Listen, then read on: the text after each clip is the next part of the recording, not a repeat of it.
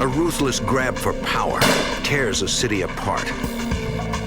A crime family splits in two as the young and the old fight to the death. The FBI is caught in the middle as they infiltrate the syndicate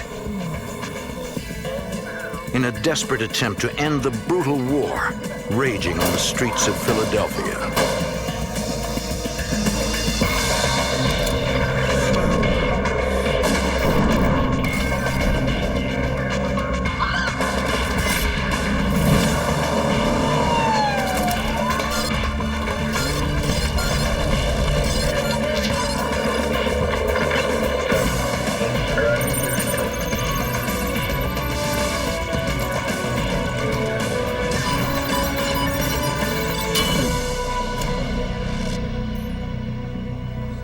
In the early 1990s, Philadelphia became the scene of a bloody vendetta.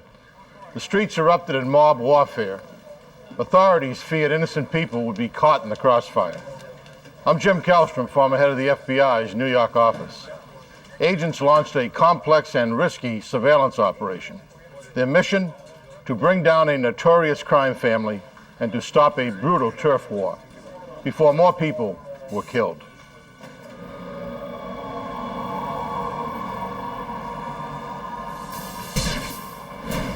(1990).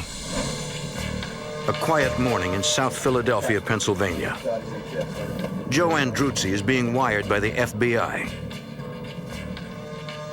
He's a 20-year-old accounting student at LaSalle University, and he's in trouble. He's been betting on football through a mafia bookmaker. He was winning at first, but his luck turned sour. He owes the mob $1,000. It's a debt he cannot pay. You understand? I don't think you do, son. I don't think you got it at all. But you understand what's going on here. In way over his head and afraid for his life, Andruzzi contacted the FBI and asked for help. Get money, kid.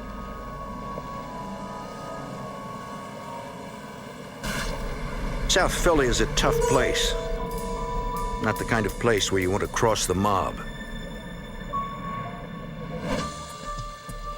La Cosa Nostra, the Italian syndicate of organized crime families, runs a profitable and bloody business there. Gambling, loan sharking, and extortion rackets.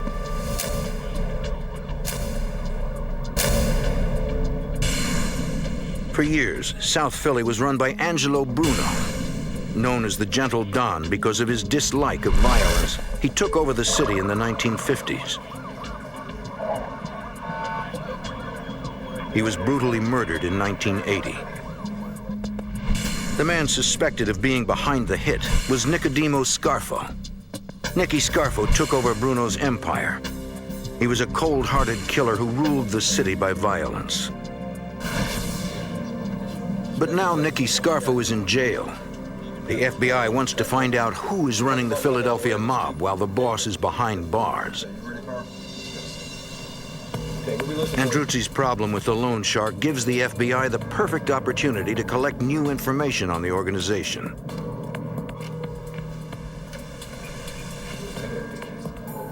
The college student meets with the bookmaker. He plays his part perfectly and is introduced to Salvatore Sparacchio, a known member of the Philadelphia Mafia. I don't have the money. You don't have the money? FBI Special Agent Jim Marr was the case agent on this investigation. Salvatore Sparacchio didn't make any overt threats, but the implied threat, I'm the boss of the family, you got to pay. I want $120 a week for 10 weeks. The boss offers a repayment plan. Although the mob is charging little more interest than a credit card company, the penalty for defaulting on the loan has a far higher price. Nicky, here, take some cake home to your wife. Hey, thanks, Bob. All right. For the next 10 weeks, the FBI gives Andruzzi the money to make his payments. And each time he takes the money to the bookmaker, the FBI records the conversation, building their case against Salvatore Sparacchio. Each payment is evidence of the crime, of racketeering. But the FBI is not interested in making low-level gambling arrests. How we doing, huh? they have a much bigger target. I'm sure it's all there. The ultimate goal is to destroy the Philadelphia Cosa Nostra family as a crime problem. Nicky, some cake? Hey, Boogie, you know too much. The tactics we use are to attack the hierarchy. The structure is the target, and we attack the target through the hierarchy. They need more information. So on Christmas Day, when they know it will be closed, the FBI breaks into the bakery shop. We proved to the judge that gambling activity and loan sharking activity was taking place in an Italian bakery. The judge authorized us to put microphones in. For the next several months, the FBI records the conversations inside the bakery. We began listening to conversations of Salvatore Spiraccio, who was claiming to be the boss of the Philadelphia Cosa Nostra family. Although Spiraccio claims to be the head of the family, the FBI wire soon makes it clear that Spiraccio is not one of the big Philadelphia Mafia bosses. He is little more than an employee, but the FBI doesn't know who he's working for.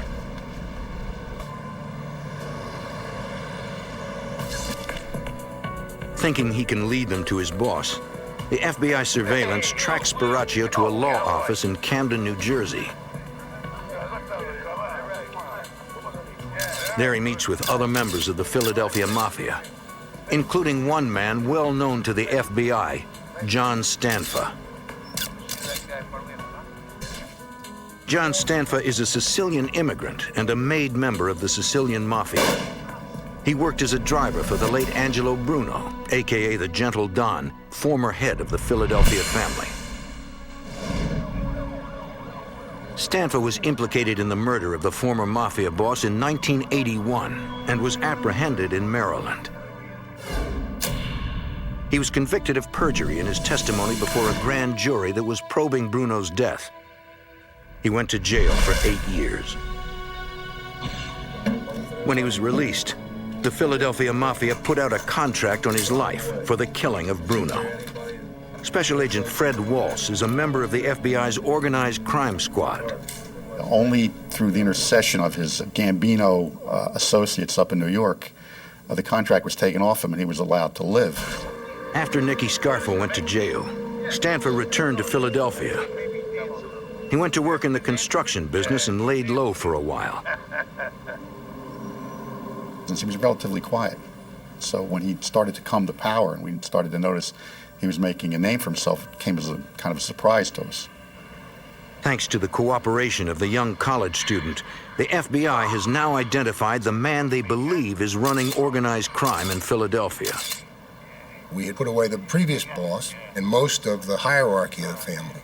We felt if we could put Stanfa away, that we would go a long way towards the ultimate goal of eliminating the Philadelphia family as a crime problem. On the street, informants confirm the FBI suspicion that John Stanfa is the new boss of the Philadelphia Mafia. Once you determine that an individual like Stanfa's taken the family over, you want to see how he intends to run it. You contact your informants, see what they can provide. Stanfa maintains a low profile. He runs things like the Gentle Don before him. He engages in traditional mob activities such as loan sharking, gambling, and extortion.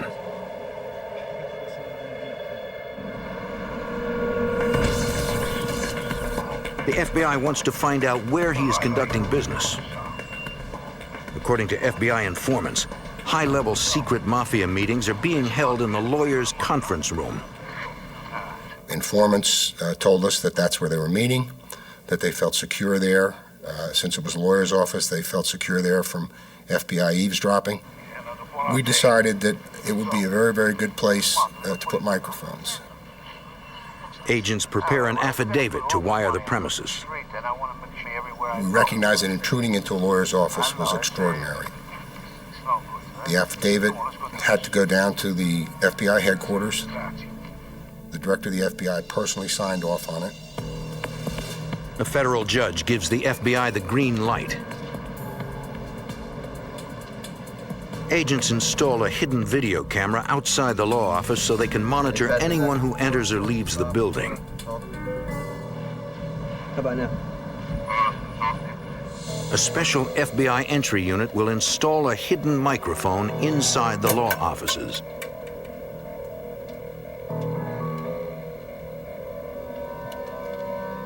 Agents make a surreptitious entry into the second-floor suite.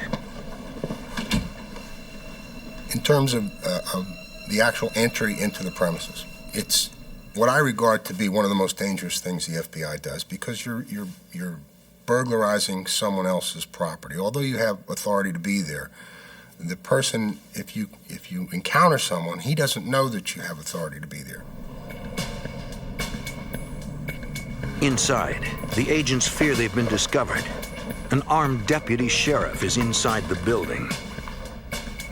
The night before we went in, the re-elect the sheriff campaign moved into the ground floor. The agents making the entry were surprised by a deputy sheriff. Fortunately, they were able to conceal themselves. He got in and got out before there was any problem.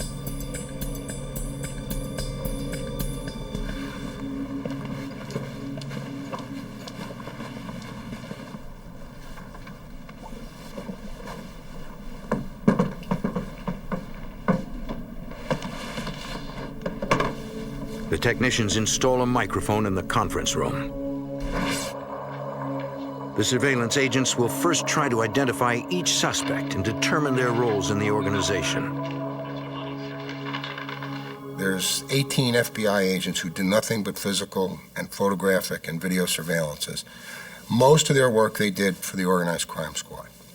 So we've got a lot of manpower out there, and we've got people who know how La Cosa Nostra works.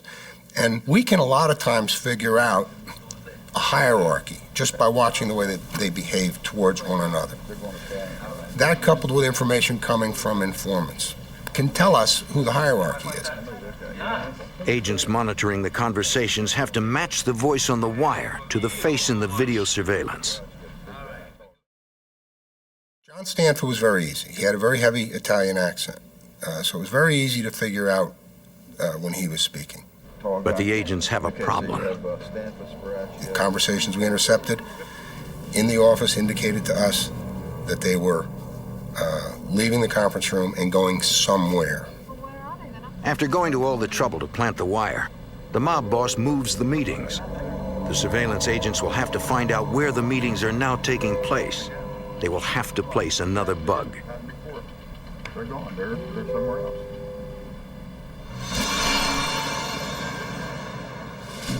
A few days later, the FBI learns from an informant that a high-level sit-down is about to take place at the law office between John Stanfa and several associates. They need to get the new bug in place before the meeting. But they don't know where the meeting will be held. Agents dispatch an undercover detective to follow Stanfa into the office. Philadelphia detective Mark Pinero gets the job. We tried to come up with a reason to actually go into the law firm to get a closer look at what was going on. So we had come up with a cover story utilizing a name of an attorney that we knew had left that firm. But it does not go exactly as planned. This unknown individual held the door for me to go in first, which kind of set me back because I wanted to go in second. I wanted to see where they were going before I was attended to. But I was relieved when I walked in and the receptionist greeted John Stanfa, and John Stanfa told her, "Let him know I'm here." And the receptionist immediately keyed her intercom and let the lead attorney of this law firm know that John was there and to send him in. So not only was I able to get her to identify John Stanfa, I was able to stand there and watch him go down to the actual office of this lead attorney at this law firm. That's good. That's real good. Okay, lock it on. Thanks. With this information, a federal court approves an affidavit for a second break-in at the office. Agents install hidden microphones in the attorney's office.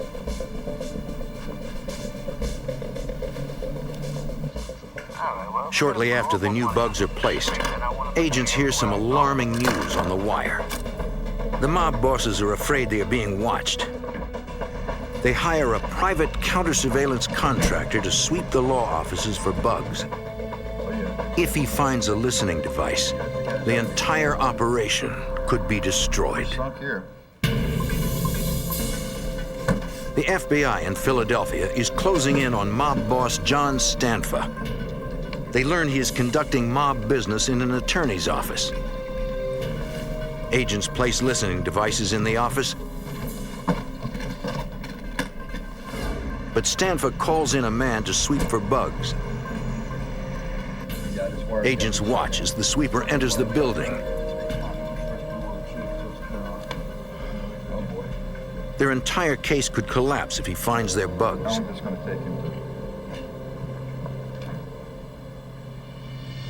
Here they come.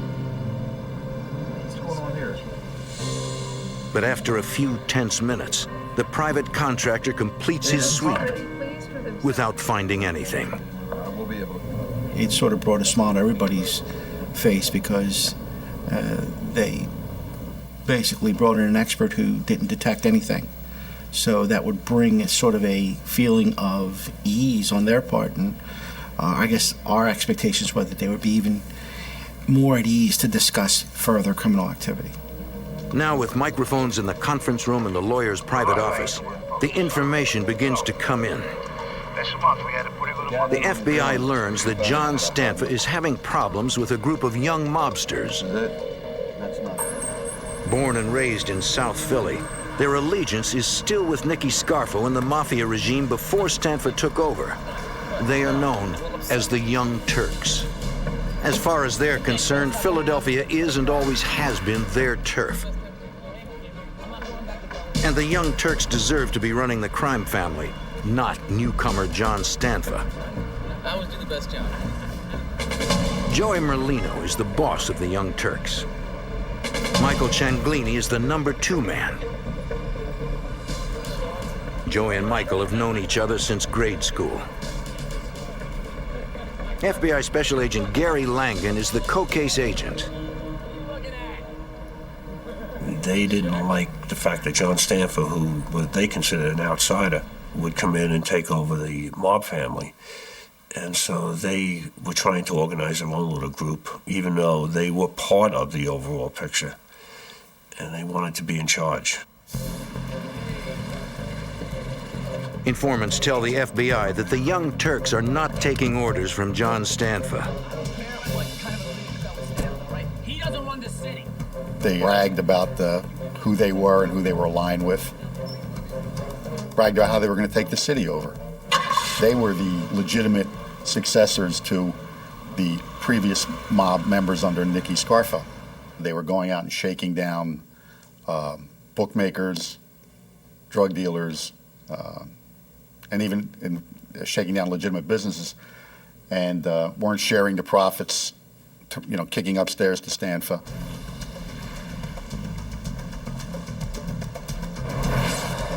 The Young Turks feel they're entitled to run the city and the Philadelphia Mafia.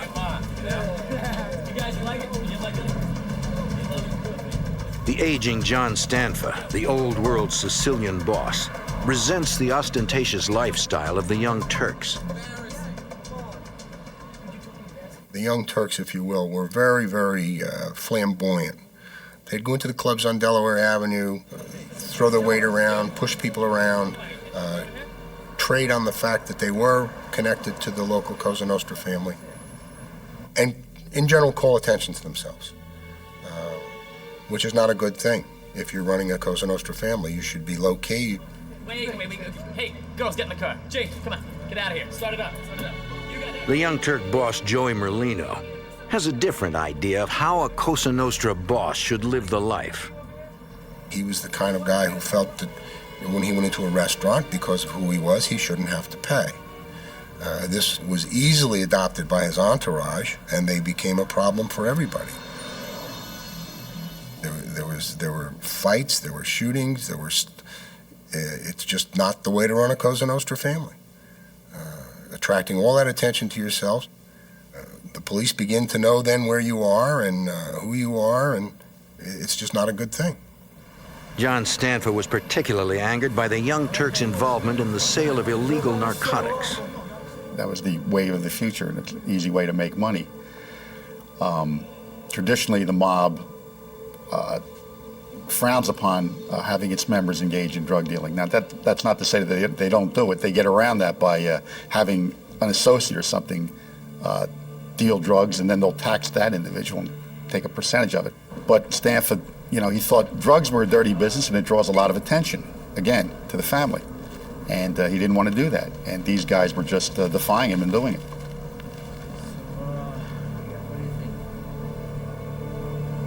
Once we heard that there was friction developing, we were looking to see how Stanfa was going to handle it. Okay, was he going to be aggressive and, take extreme measures? Or was he going to try and mollify these people and quiet them down and get them under his wing, so to speak?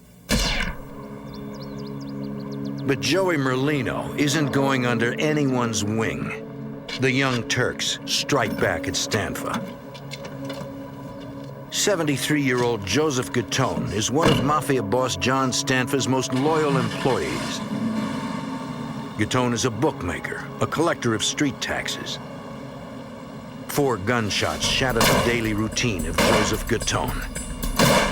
The old man's blood marks the beginning of a deadly civil war. The FBI and the Philadelphia Organized Crime Task Force surveilled top bosses of the Philadelphia Mafia. Friction between feuding factions of the crime family increase, and a bloody civil war breaks out. Philadelphia police officers arrive at the scene of the shooting. The victim's keys are still in the ignition, and the engine is still running. 2 bullets penetrated the victim's neck. A 3rd bullet entered his temple. A 4th grazed the bridge of his nose and shattered the passenger side window. When Agent Marr arrives on the scene, police have already checked the registration of the car, but they don't yet know who the victim is.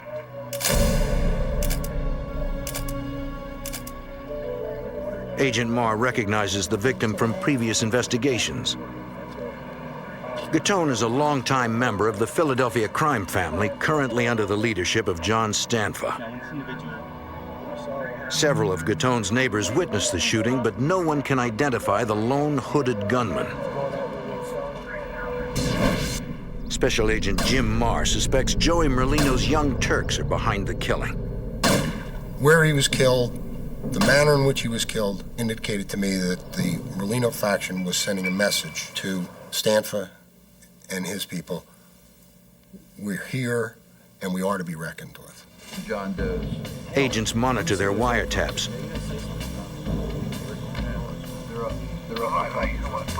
But no one is talking about the murder. Special Agent Fred Walls. Initially, at the time that this bookmaker was murdered, we weren't sure who was involved. There was nothing definitive on the wire after the bookmaker had been murdered. There was a reference to the fact, but nothing that would indicate to us that Stanfa had a belief someone had done it or someone hadn't done it.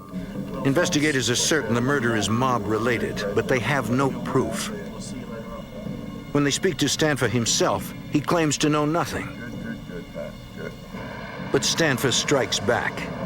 5 weeks after the murder of John Stanfa's bookie and tax collector, Michael Cianglini, the Young Turks' number 2 man, is coming home after a basketball game. 2 men armed with shotguns open fire.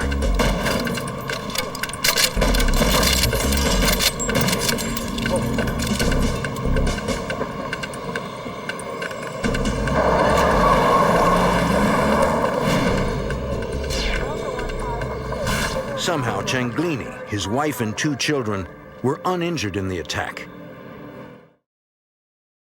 Investigators recovered 12-gauge shotgun shells from the front yard and shotgun pellets from the ceiling of the living room and dining room.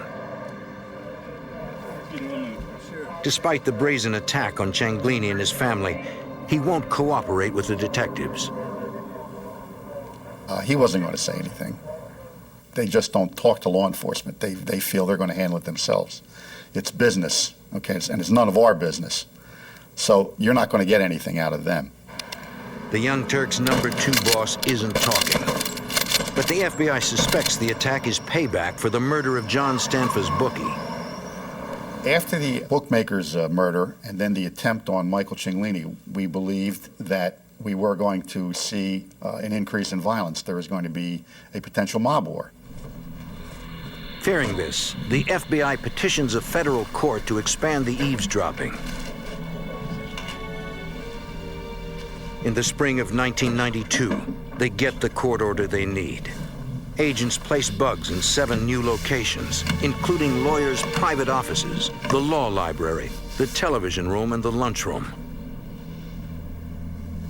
I don't know, they look The new wires immediately start paying off. How we going, huh? Early in May of 1992, FBI cameras catch Stanfa arriving at the law office with his consigliere and Joseph Cianglini, brother of the Young Turks' second-in-command. Right there. Inside, John Stanfa angrily announces that he knows the Young Turks are looking for him. They want him dead. But Stanfa doesn't want a war. He wants to make one last attempt at diplomacy. His first move is to make Joseph Cianglini his new underboss. I guess he thought, as a concession to them, he would be able to control them. There's a saying, keep your friends close, keep your enemies even closer. This was the way to keep an eye on them. We fully anticipated that we were going to see an increase in violence, but we were surprised by what did happen. Informants tell the FBI that Stanfa invites Joseph Cianglini's younger brother, Michael, and the Young Turk boss, Joey Merlino, to a secret meeting. Here, Joey and Michael become made members of La Cosa Nostra. the code of America.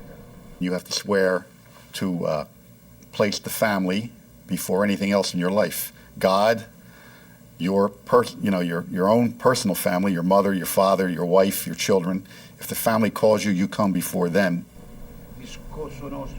Now, as made members of La Cosa Nostra, the 2 Young Turks enjoy special privileges. Any of the secrets of our society.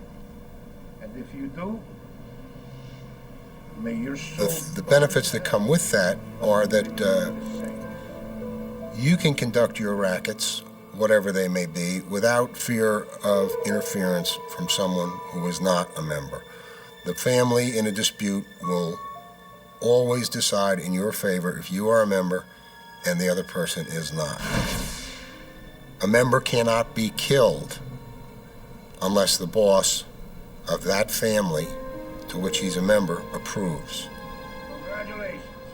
For John Stanfa, promoting the Young Turks is his final act of diplomacy. The FBI and the Organized Crime Task Force will keep a vigilant watch to see if Stanfa's bold move stops the violence. But agents still need to collect more information about the crime family to shut them down for good.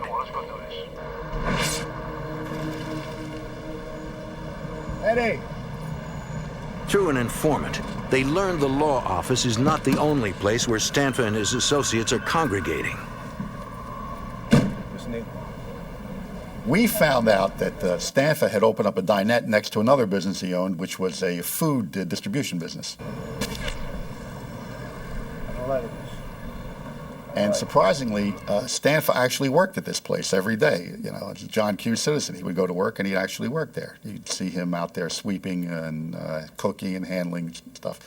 But he was also meeting his family members there and discussing mob business.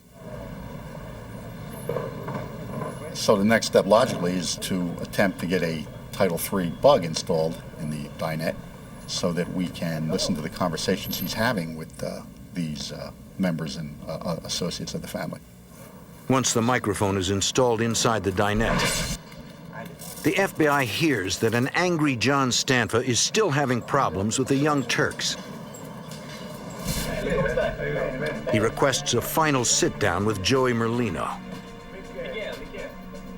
Joey Merlino and Michael Cianglini pay a visit to Stanfa. So is there a problem? That brown. My shirt. Gamblers are complaining that the Young Turks are not honoring their bets. Can you be more like a Joe, your brother?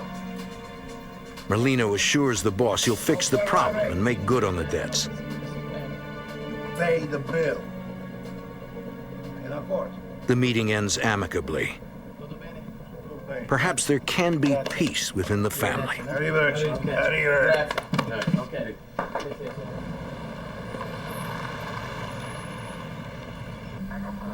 Early in March, FBI surveillance agents observed Joseph Cianglini and a waitress opening up the Stanford dinette. It's almost exactly 1 year after his brother Michael was nearly gunned down at his home. His activities were easy to document. He was regular. He got up in the morning and he went to work. But on this morning, Joseph Cianglini's routine takes a terrifying twist. 4 men pull up and open fire on Cianglini and the waitress, reigniting the bloody war between the old and the new mafia of South Philadelphia.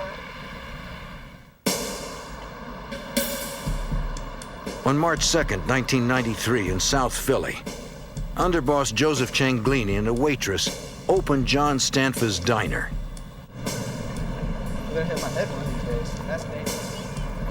Shortly after 6:30 a.m., 4 gunmen launch an attack. Cianglini is gunned down. The surveillance agent alerts FBI HQ and calls 911 for an ambulance. The FBI agent on surveillance arrives on the scene. Joseph Cianglini has been shot repeatedly in the head, neck, and chest. The waitress is unharmed. Cianglini has somehow managed to survive the deadly attack. Though severely wounded, he can talk. You couldn't get a statement out of him, and even if he knew who did it, he wasn't going to implicate anybody. He was part of the mob, the Omerta, the Code of Silence, and they would take care of this on their own. They had to know who they were. He saw them. We suspected that it was a group from the Young Turks, but he basically told us he didn't know anything.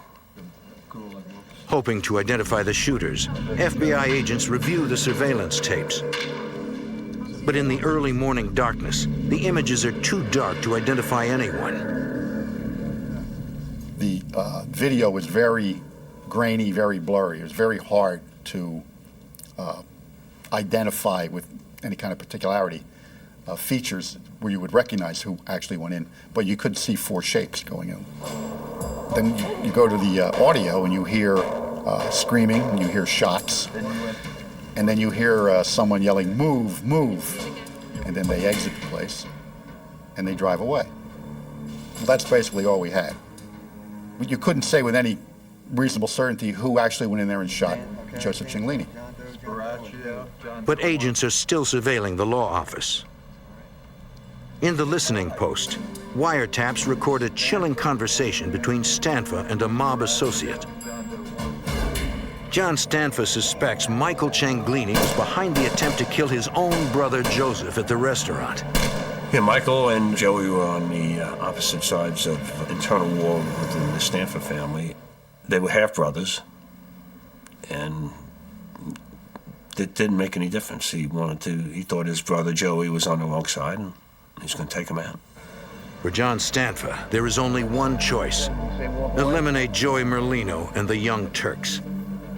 So he starts to recruit his own muscle to send them out and to start stalking these Young Turks and trying to kill Joey Merlino, Michael Cianglini, and the people associated with him.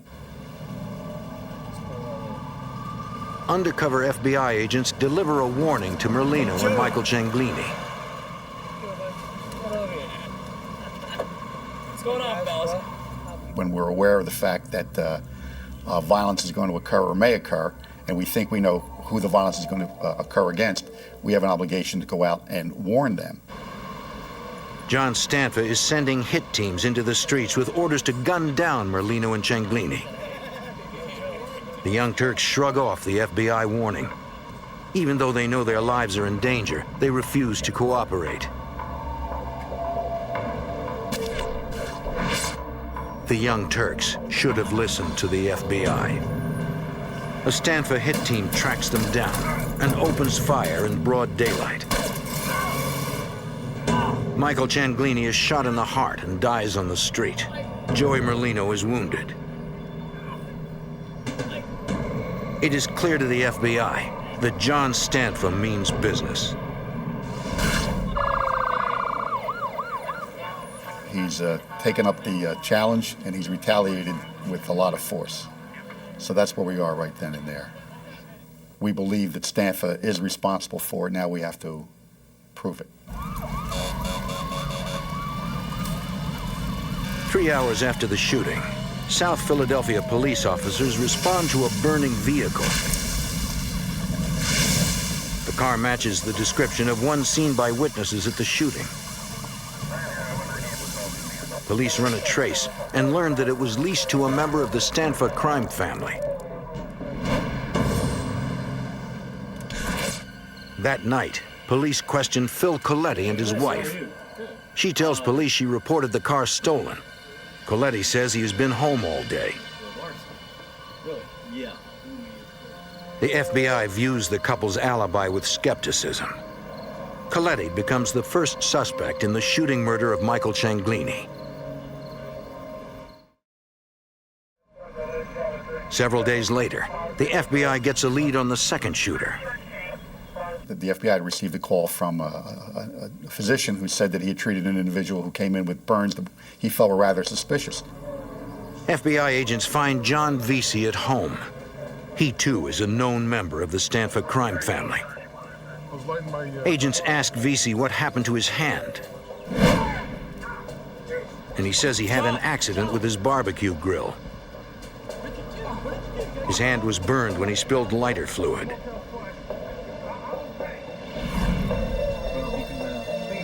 Vesey insists the burn was an accident and says he knows nothing about the murder of Michael Cianglini and the shooting of Joey Merlino.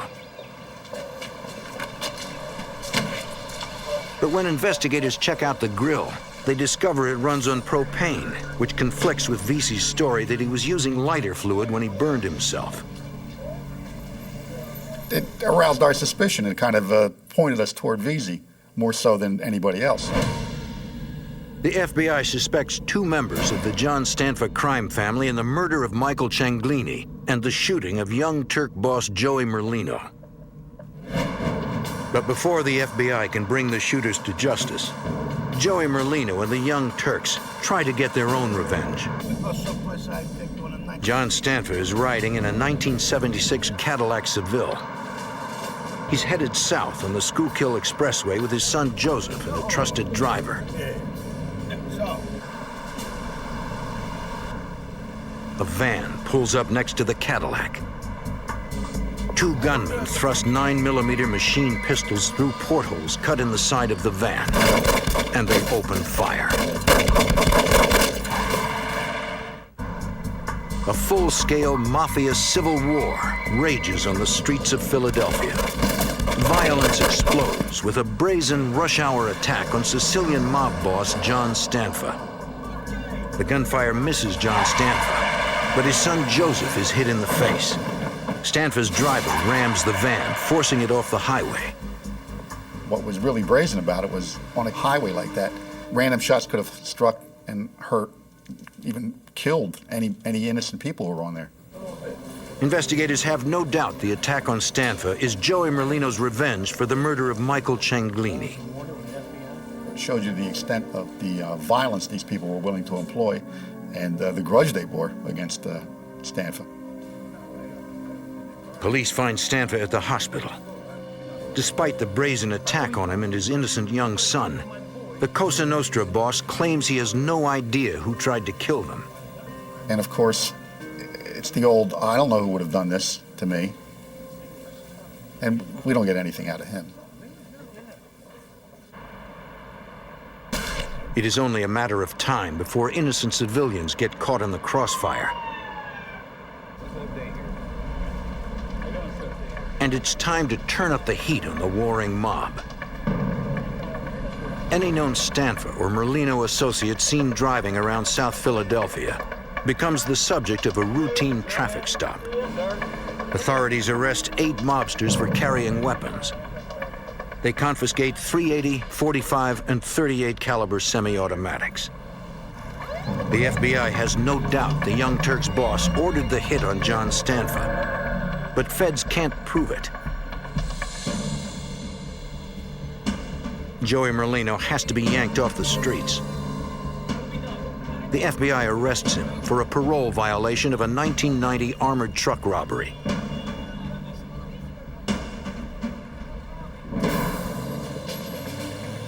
With Joey Merlino off the streets, it is now time for the FBI to focus its sights on John Stanfa's crew.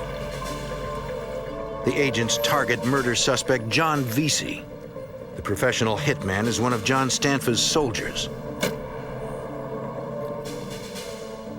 But tonight, thanks to a New Jersey firearms violation and the threat of a long jail sentence, Vesey has agreed to wear a wire for the FBI. He was a very tough individual. And he did some construction work as a hired laborer for John Stanfa's brother-in-law, who was in construction. And he caught the eye of Stanfa, and Stanfa realized this kid was a tough kid, and he could, he intimidated people. Under Stanfa, Vesey became a loan collector, an enforcer, and a killer. Okay. Now he claims he feels the weight of the murders he committed. All these things, plus the fact that his brother, who really cared for him, was convinced that John was going to go down and never see the light of day. His brother convinced him that he should cooperate. Vesey was made into the family by John Stanfa. And now he wants to get out, alive. You couldn't measure the significance of it. It was like a coup for us that he came on board. Vesey quickly becomes comfortable wearing the wire. He has several meetings, but the conversations don't provide any new evidence against John Stanfa. He's out for a little while. I think he met with 1 or 2 people, nothing great. He was a little down about the fact that he wasn't getting the conversations, he wanted to. He was really into it. We told him, look, don't worry about it. We got a lot of time. We'll do it again till we get it right.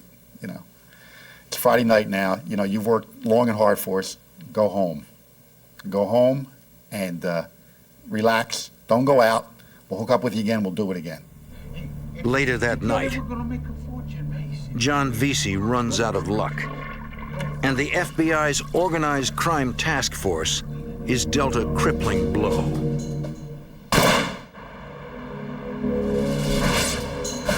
In a bloody South Philadelphia mob war, the FBI's #1 informant is gunned down by mafia hitmen, and the FBI's best chance at busting up a notorious crime family is shattered.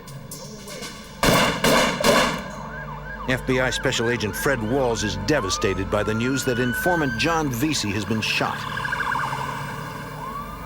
Well, when you hear that someone's been shot in the head, you think the worst.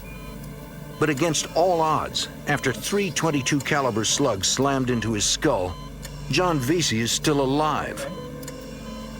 I'm shocked. This guy was shot in the head. He's given an interview. And he proceeds to tell what happened. Earlier that night, after he removed the wire and the FBI agents went home, Vesey ran into John Stanfa's underboss and one of his soldiers. I know a nice place. And they tell him, we've been looking for you. We want to get you started in your own bookmaking operation. We're going to show you how to do it. We're going to go over to this location in South Philadelphia above this meat store. For Vesey, it was just another late-night business meeting. He wasn't wearing the wire anymore, and he thought he had nothing to fear. He says he goes up to the room. The maid guy is sitting down with him at a table. going over figures, telling him how to take bets, how to write stuff down. The underboss excused himself, he has to go to the bathroom.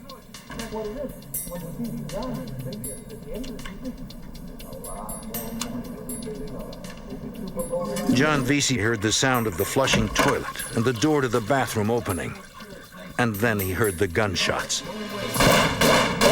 3 .22 caliber slugs impacted John Vesey's skull, but he didn't go down. Vesey turns around, looks at the guy, and says, "What the frig you doing?" And of course, the shooter now, he's in shock. So he throws the gun down, and he pulls out a knife. Well, Vesey takes the knife away from him and cuts him and basically incapacitates him and throws him on the ground. He turns to the other guy, the main guy, who's an older guy, and the guy looks at him and he says, John, he said, "This has all been a mistake. It's a misunderstanding. We're gentlemen here. We can settle this." And Vesey says, "Get out of the way, or I'm going to take you down too." And against all odds, John Vesey walks out of the room alive.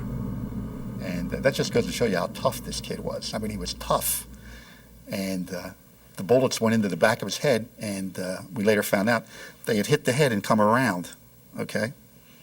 I guess the slugs weren't as strong. It was a 22 caliber long rifle slug, and he took 3 in the head and survived.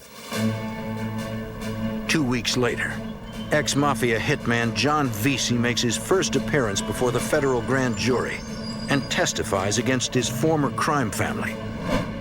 The information he provides is invaluable to the FBI. Vesey names names and gives the FBI what they need to move against the Philadelphia mob. When the FBI increases the pressure, other mobsters make deals with the prosecutors and become informants for the FBI. And the dominoes begin to fall. On St. Patrick's Day in 1994, 24 suspects are arrested on racketeering charges of murder, murder conspiracy, extortion, arson, kidnapping, gambling, and obstruction of justice. Among those arrested is Frank Martinez. He's found guilty of assault and the attempted murder of John Vesey. Vincent Pagano is also arrested and found guilty of assault and the attempted murder of John Vesey.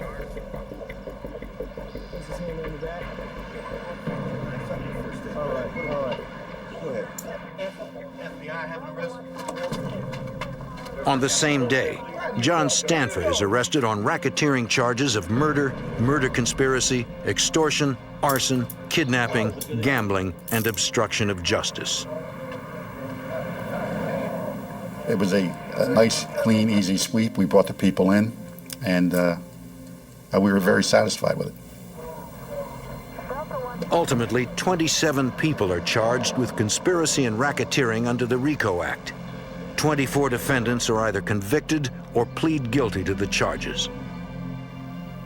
I felt pretty good that we did make Philadelphia a little bit safer. It was my job. It was my life's work. I thought we did a good job, and I thought that we served the citizenry very well with what we did. We took a very, very violent group and sent a lot of them to jail for a long, long time. And we made Philadelphia a little safer.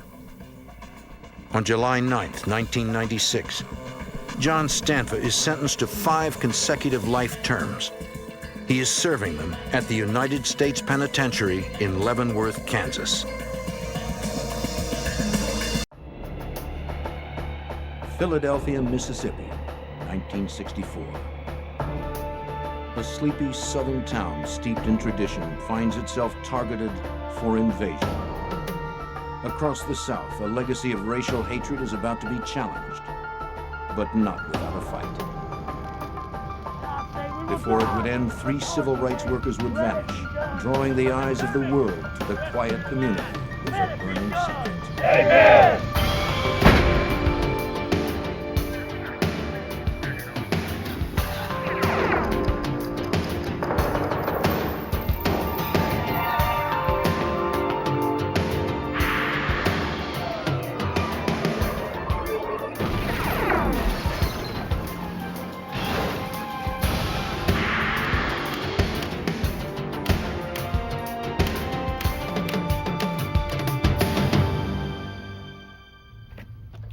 the summer of 1964, Mississippi stood at the crossroads of history. It didn't want to be there. It had no choice. For the black population, the sultry air held the fragrant promise of civil rights. For much of the white population, it was to be a summer of heated intolerance. Violence rumbled throughout the South, but a touchdown in Philadelphia, Mississippi. I'm Jim Kallstrom, former director of the FBI's New York office. The disappearance of 3 civil rights workers drew the attention of the nation to the small southern town. Named for the city of brotherly love, Philadelphia was not living up to its namesake. For in it, brotherhood was divided by race, and the city was ruled by men hiding behind hooded sheets. To solve the mystery of the missing workers, the FBI had to infiltrate and expose the Klan's invisible empire. Mississippi, circa 1960. The people here were like folks anywhere else, proud of their towns, steadfast in their beliefs, and resistant to change. But change was in the wind, and that wind was blowing relentlessly upon them from the north. In the summer of 1964, 1,000 students from northern universities prepared to go to Mississippi to teach Southern blacks about their voting rights as full citizens of this country. President Johnson was to sign the Civil Rights Bill in July. In a naive sense, it was to be the beginning of the end of black oppression. But generations of hatred cannot be diminished by simple legislation. The student action was spearheaded by COFO, the Council of Federated Organizations. It was an umbrella group that united an alphabet soup of organizations intent on winning civil rights for blacks. The mission was called the Summer Project.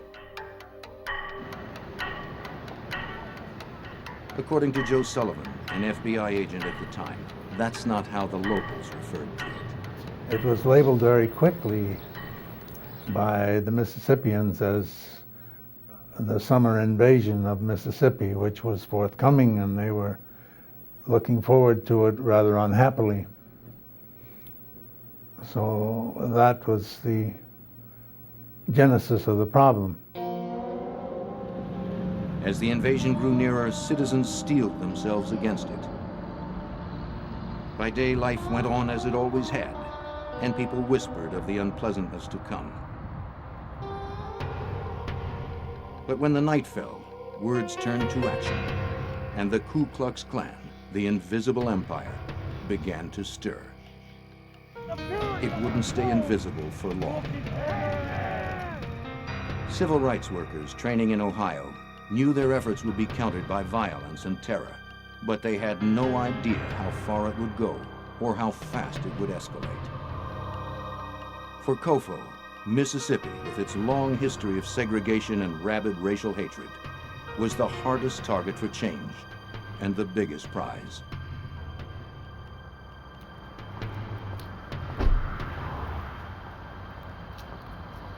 Bob Moses was one of the Summer Project organizers.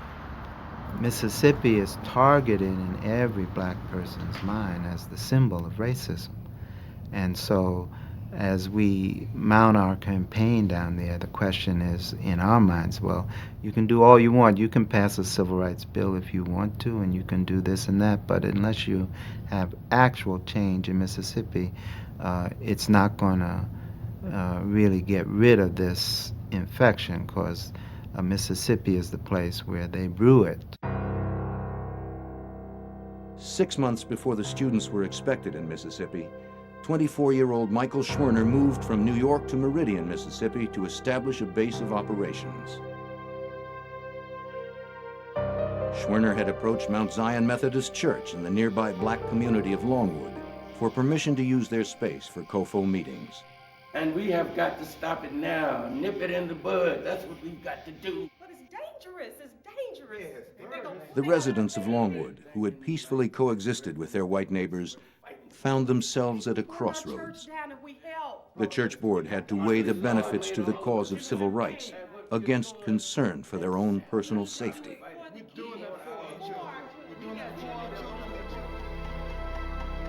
When the meeting was adjourned, they hadn't come to an accord. Come on, boy! But the Klan made the decision for them. Several church members, including women, were badly beaten.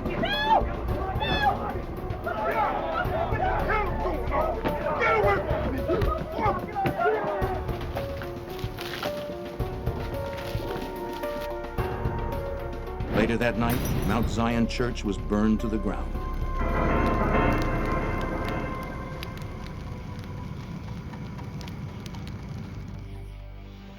Though the fire was never investigated by local authorities, the FBI opened a file on the incident. FBI, ma'am. They were keeping a record of possible federal law violations which fell under their domain. They knew that once the students arrived, the summer promised to be long and hot. Just wondering if I could. The FBI called the file Mississippi Burning, or My Burn. They conducted their own investigation, asking church members what they saw that night. How did they know that? How did you know that? Though the Klan members had obscured their faces, witnesses recalled seeing a man in a truck wearing a sheriff's hat, suggesting that local law enforcement was involved. It wasn't surprising. Many in the South resented the federal government's intrusive push for integration. Local law enforcement often worked to maintain the racial status quo. The mood is defiance of the federal government, so you're going to defy any attempt by the federal government to change this. They're viewed as the enemy, right? So it's not just that black people are the enemy, the federal government is also the enemy. Jim Ingram, now the commissioner of the Mississippi Department of Public Safety, was an FBI agent in Jackson in the 60s. Back then, it was a thankless job. But we travel the state. We might be in Natchez, we might be in Philadelphia, we might be in Hattiesburg, working violent crimes committed against citizens of Mississippi. Therefore, we were away from our homes, and we would receive threats. Snakes were placed in mailboxes. There was always that threat, you better lock your car. You never knew what you might find in your automobile when you return.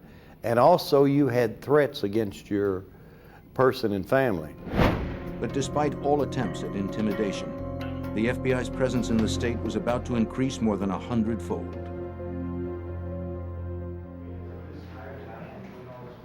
While setting up their COFO Operations Center in Meridian, Mississippi, Michael Schwerner and his wife Rita were joined by a 20-year-old plasterer named James Cheney. Good to have you aboard. This is my wife, Rita. Hi. How are you? Good to have you. Fine. Cheney, a Meridian native, knew the culture and political climate of the area. Sit down right here. Okay, dear. 24-year-old Michael Schwerner, a liberal from the Bronx, had an Ivy League degree in social work. His background couldn't have been more different from Cheney's, but the men were united in their goals. Schwerner's friends called him Mickey, a name he seldom heard outside the office. Townspeople, and I'm talking now about the Klansmen in Meridian, called him Gotti. He wore a goatee, and they called him the Devil. Hi, may I speak to Bob Moses? Schwerner and Cheney were later joined by Andrew Goodman, 20, a volunteer from Queens, New York, who had finished his training in Ohio just 1 week earlier. Yeah, Andrew, just put in that box right there. We'll be just leaving in a second. While Rita Schwerner returned to New York, the three men and other volunteer staff prepared for the first group of 200 civil rights workers from up north. The first wave of the invasion, scheduled to arrive on June 21st, 1964. That morning, Schwerner, Cheney, and Goodman drove from their base in Meridian to Longwood, 35 miles away, to talk to the Mount Zion Church members about the fire 5 days before. Cheney, who knew the area, would drive.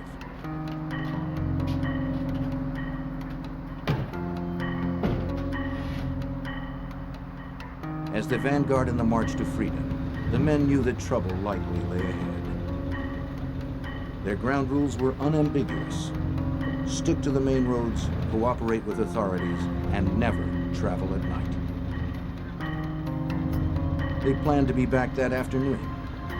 Schwerner told his staff to call the COFO office in Jackson if he didn't phone in by 4 p.m. He never made the call.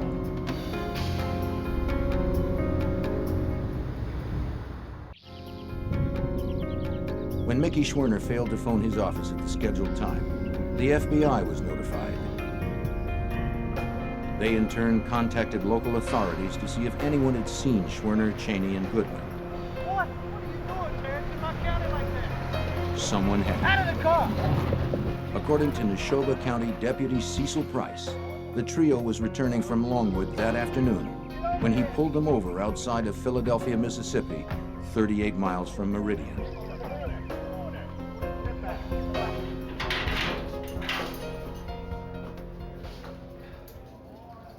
They were brought to the county jail in Philadelphia.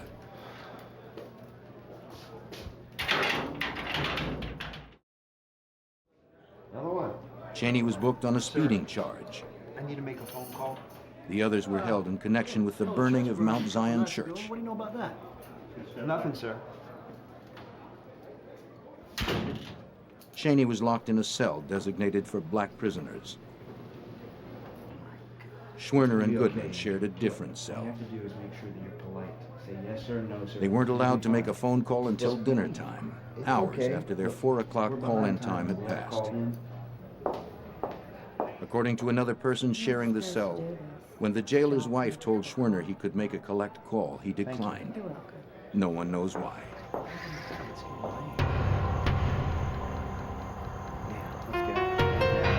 Eventually, after Schwerner paid Cheney's $20 bond, Deputy Price released the men. By then, it was 10:30 p.m. I don't want to come back to Philadelphia again. What happened next was anyone's guess. As long as they were missing, you had some hope. If they had turned up in jail and they were still in jail, then you had some hope. The issue was the release at a certain time of night from the jail, and then they're missing again. So that circumstance means the worst. Agent Sullivan, too, feared the worst. He suspected that the civil rights workers weren't simply released, but more likely handed over to the Klan. This was a type of crime that I was familiar with.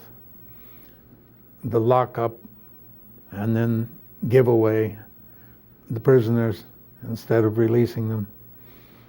I was familiar with this sort of thing. I was quite sure that this was what was in progress. The disappearance was chilling news to the student volunteers scheduled to arrive in Mississippi the next day. But people throughout the state had a different read on it. The Mississippi response, it was, this is a hoax, and these people have really staged this to get national attention, and, they're up hiding someplace in New York or some other place, right? And this is just all a big publicity stunt. That was the official Mississippi response. There were widespread rumors, and we were told, I think it appeared in the papers too, that these people had set up a scam here and then vanished to Cuba, where they would leave the state of Mississippi embarrassed by what had happened to them. The investigation began with Deputy Price, the last person to have seen Schwerner, Cheney, and Goodman. He stuck with his story of releasing them around 10:30 p.m., but he couldn't account for his own whereabouts for about an hour afterward. For Joe Sullivan, dispatched from Memphis to lead the investigation, it was the only clue, and not much of one. All I know is they got in their car and they headed out of town, just like we told them to. The sheriff's office was a participant. That I was sure. I didn't have any proof. All I had was a history of having seen this sort of thing before. Well, we pulled them over and the street and we brought them in here. At that point, I became more selective about who we were telling, what we were doing. The FBI began a search for any signs of the young men. No one had seen them, or at least they weren't saying so. Then, on June 23rd, 2 days after their disappearance, their station wagon was found. 2 Choctaw Indians from a nearby reservation had come across the smoldering vehicle the following evening. It had been burned to the metal in a swampy area called Bogachita Creek, 50 feet from the highway near Philadelphia. When they learned of its possible significance, they called the FBI.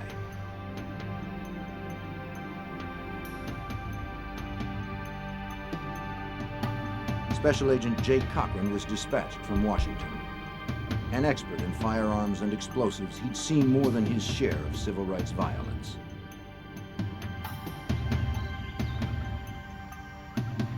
When he arrived at the scene, he wasn't optimistic about what the car would reveal. In examining the burned out vehicle, we were looking for any evidence of human remains. We were also looking then for any evidence that may have been left behind of any value in determining what happened to the civil rights workers. The car was too far gone to provide any clues.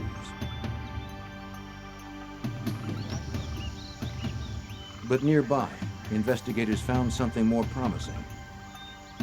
A watch later identified as belonging to Schwerner, and keys to the car.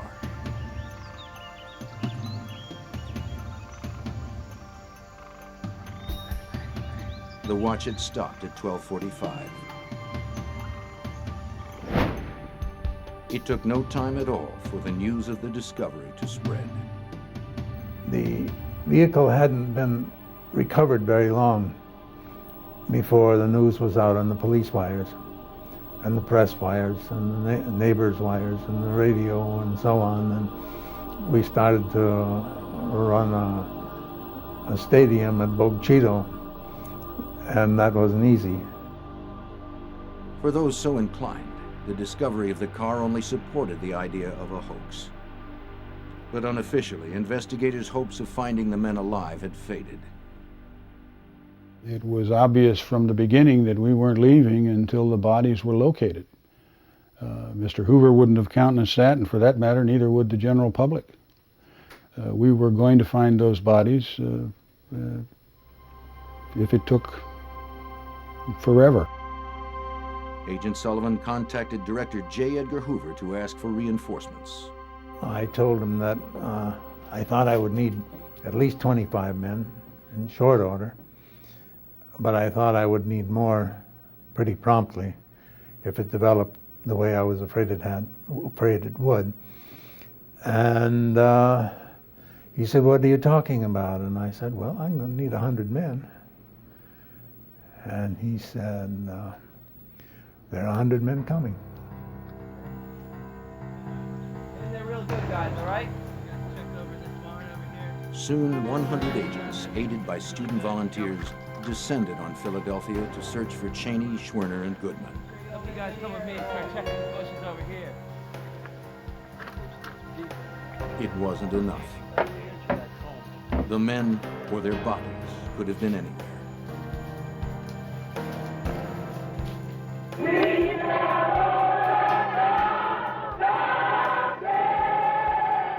Against the backdrop of this agonizing mystery, student volunteers stormed the bastions of the Old South, trying to register black voters. Dixie fought back with all it had.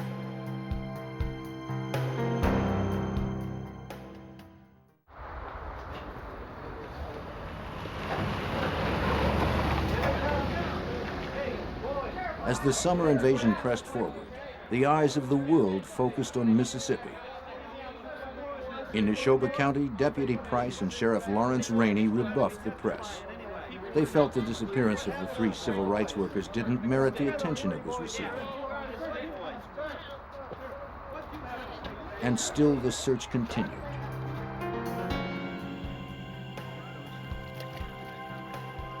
400 sailors from Meridian Naval Air Station were pressed into duty, working in rotating shifts. Woods were scoured, rivers were dragged. Then the FBI received word that a body of a black man had been pulled from the Mississippi River near Vicksburg. They went to investigate.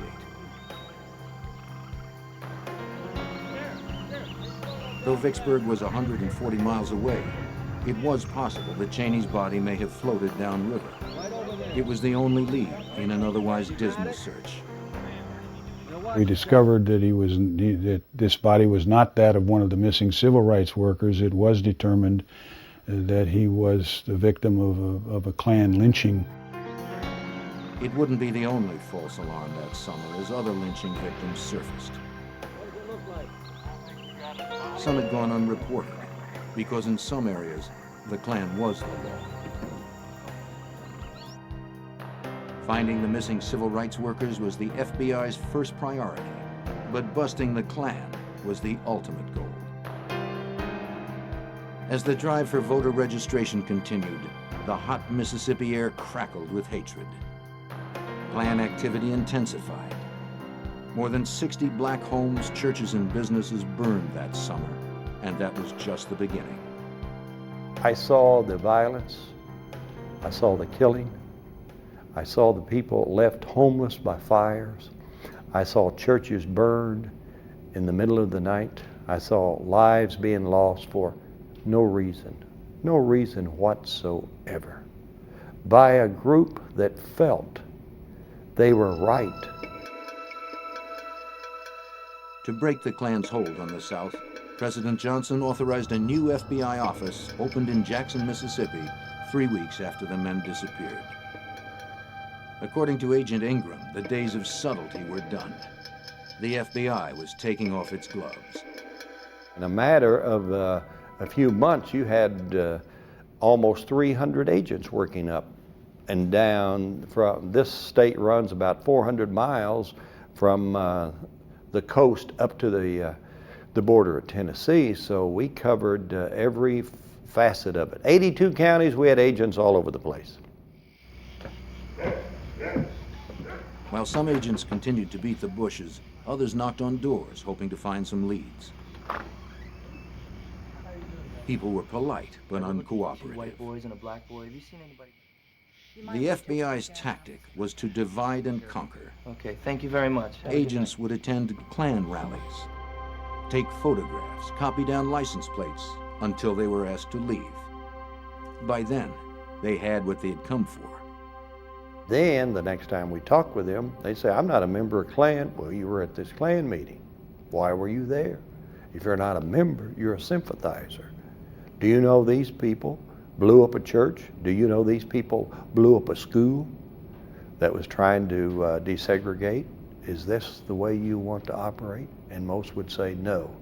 So we found that being at some of the meetings was a deterrent for some. Some would stop coming because they didn't want us to visit them.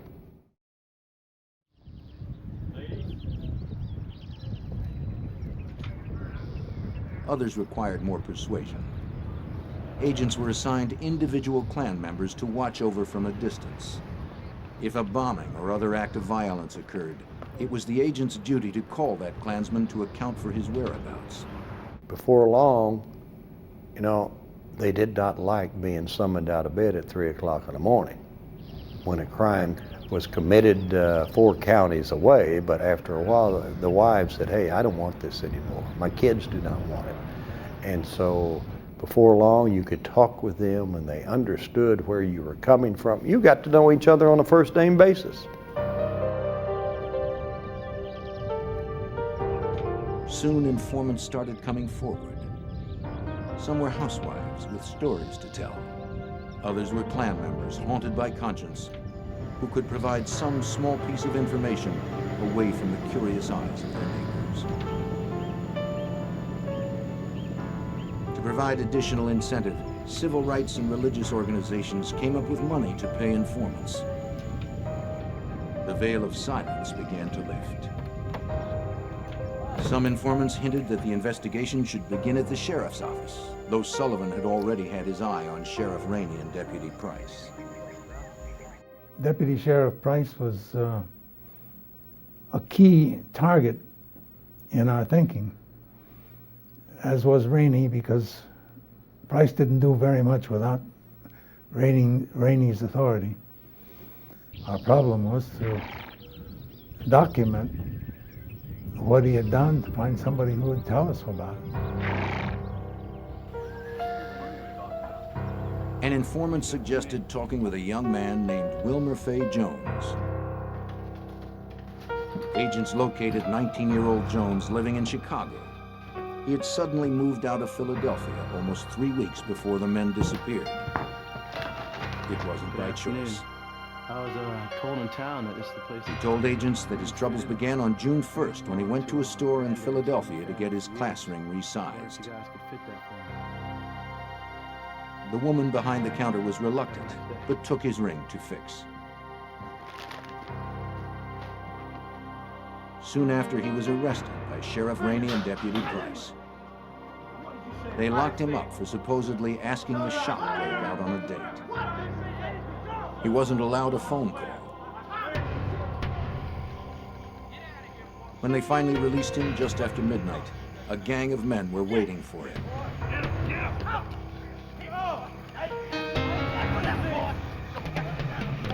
They roughed him up and forced him into a truck. Get in the car! Get in! Get in!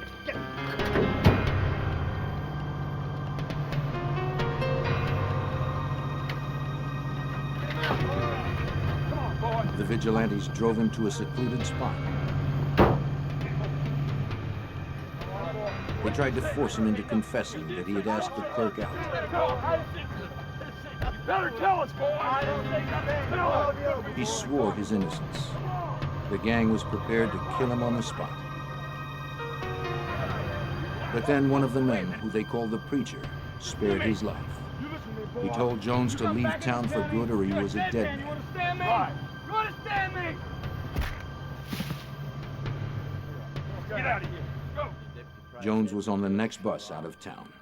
They roughed me up a little and they let me go. The story Jones told sounded like a plausible M.O. for what could have happened to Schwerner, Cheney, and Goodman. Only perhaps they weren't lucky enough to have escaped with their lives. But here now, we have some additional evidence about what happens to people who are in unlawful custody in jailhouses and are going to be disposed of in one way or another. So if it had happened once in Neshoba County, we were sure it could have happened again.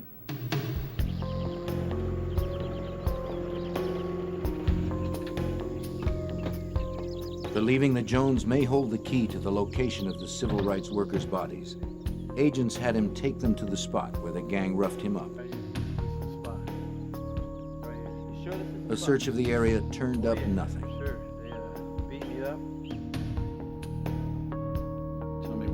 But there was one informant that Sullivan was keeping to himself, slowly cultivating, winning his confidence by degrees. Sure, your identity will never be revealed. This informant spoke under terms of total anonymity. His identity is protected even to this day because his life may still be in danger. He's known only as Mr. X.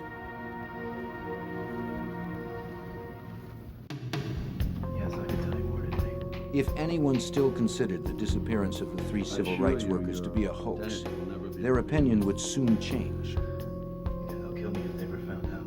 The FBI's star informant was about to emerge. On July 31st, 1964, Mr. X agreed to talk to Agent Sullivan. After we finished our social chat, I said, "Are you going to be able to tell me anything significant tonight?" And he said, "I think I can tell you where the bodies are buried." And I said, "Tell me where." Mr. X told Agent Sullivan that Goodman, Cheney, and Schwerner were buried in an earthen dam at a place called Old Jolly Farm, owned by the wealthiest man in the county, Olin Burridge. But agents couldn't go there at once. They knew their moves were being scrutinized by the Klan. They didn't want to make it obvious they'd been tipped off to the burial location. A search warrant was issued for Old Jolly Farm. Sullivan sent Agent Cochran and others to the dam site.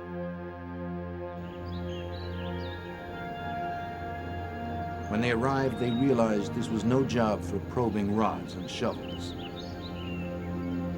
The earthen mound still under construction was 550 feet long, 20 feet high, and 10 feet across at the top.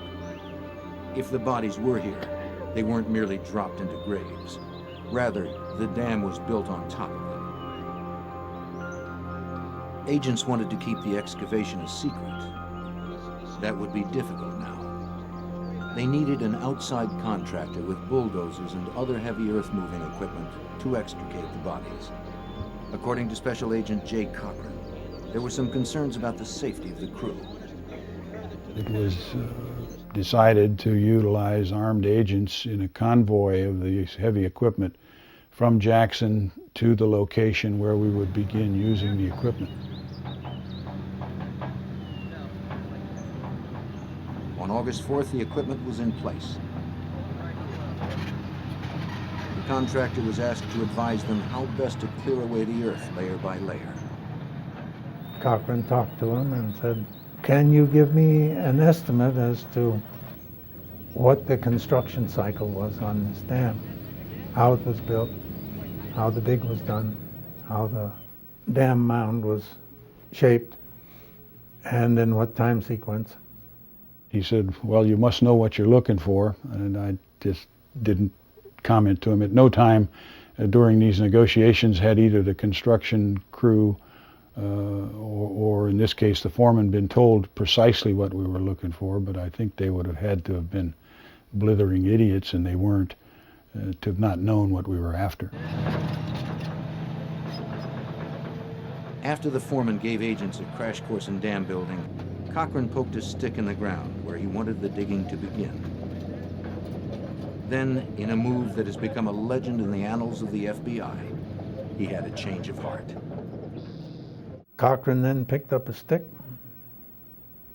and for reasons best known to his guardian angel, he walked 15 feet further and put the stick in the ground and said, "Dig here."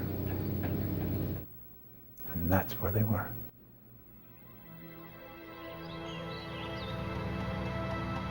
The job, beginning at 8:30 in the morning, progressed slowly.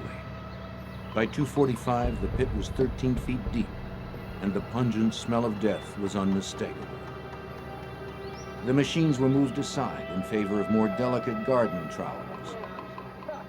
As the sun beat down, the odor rose up and poisoned the air. Flies swarmed, ushering in the agent's grim success. Just after 3 p.m. at 14 feet, the first body was found. It was Mickey Schwerner, identified by the contents of his wallet. Goodman was uncovered next, followed by Cheney. It's very hard to describe. You know, it's perhaps the saddest experience that one can have. It's a graphic illustration of man's inhumanity to man. You know, that simply kill these people for no earthly reason, no earthly good reason. The bodies had been buried more than a month, so it was impossible to immediately determine the cause of death. The coroner was summoned, and with him came Deputy Cecil Price. I just walked up like it was sheriff's business. Found a body, how about that? It was pretty casual, really. Price and the coroner lifted the bodies from the pit so they could be moved to the state hospital in Jackson for autopsy. Cecil Price helped to load all of them. I didn't help to load any of them. I was letting the local authorities who had jurisdiction over the murders do their thing. So we couldn't be accused of confusing or messing up the evidence or anything of that sort. If the deputy's presence was an example of the criminal returning to the scene of the crime, Agent Cochran saw no sign of guilt. Every agent that was at the scene, eyes were fixed on Price when he was there. And I noticed not the slightest emotional reaction. And I don't think anybody else did either. The bodies were autopsied in Jackson. All three men had been shot. Schwerner and Goodman were each shot once, Cheney 3 times. A hard, rock-like substance was pried from Goodman's right hand. Whatever happened that night, the substance showed that Goodman's nightmare didn't end with a bullet. Upon subsequent examination of that substance at the FBI laboratory, it was determined to be clay, similar in makeup or consistent with the clay composition of the soil at the dam site. This would tend to suggest that at the time Mr. Goodman was laid in his grave, that he was still alive.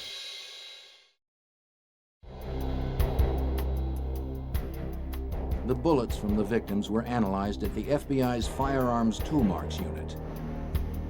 Most of the more than 5,000 weapons here were confiscated over the years from actual crimes.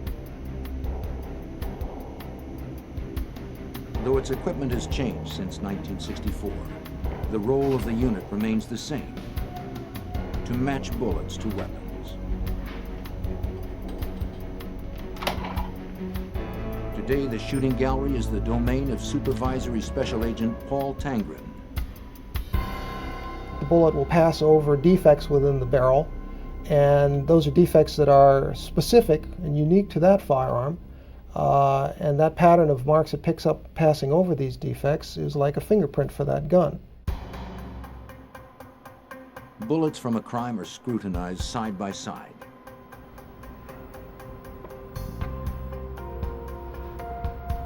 If they were shot from the same gun, the comparison microscope would form a seamless image of the marks on both bullets. Bullets shot from different weapons simply wouldn't match up. I've got lots of marks and very little agreement, and that is typical of what you would see of 2 bullets fired from 2 different guns of the same type. Using similar techniques, the FBI determined that Cheney was shot with 2 different .38 caliber weapons. Residue showed that the men were shot at close range. Total cost of the bullets used to kill 3 men, about 25 cents.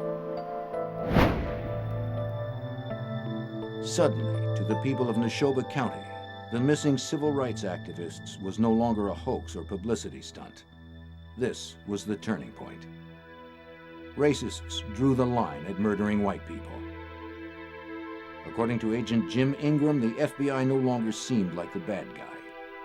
Then they realized we're dealing with some very violent people. So the mood changed to our betterment, because we had people that wanted to assist us. Particularly the little town of Philadelphia, Mississippi. It was amazing how many people then said, look, if we have these people among us that would kill, then we need those individuals found and arrested and prosecuted. I do want to help you. Meridian Police Sergeant Wallace Miller was one respected Klan member who had seen enough. He wanted out of the Klan, but the FBI convinced him to stay. Now, the FBI had their mole, and the impenetrable walls of the invisible empire had been breached. And the color must be driven out of our hearts, and we have to look to the cross. Let it be done. Amen. The next few weeks. Sergeant Miller proved that he wasn't involved in the murder of the civil rights workers. He helped the FBI by gleaning information about the crime from fellow Klansmen. Others were also coming forward.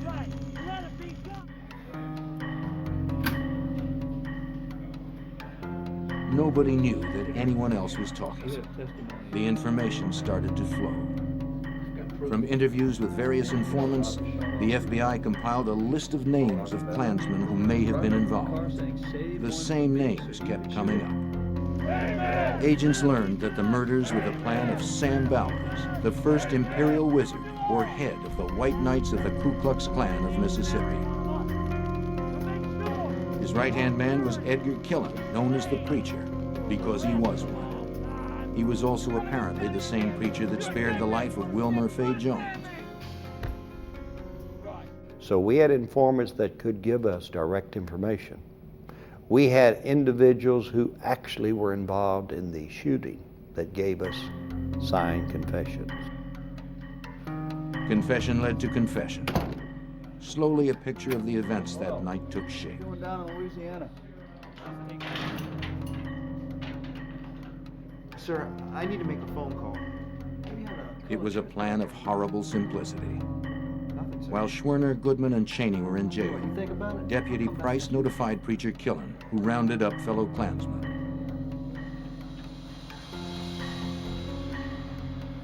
The Klansmen gassed up their cars, loaded their weapons, and waited until the men were released so they could carry out their Imperial Wizard's orders.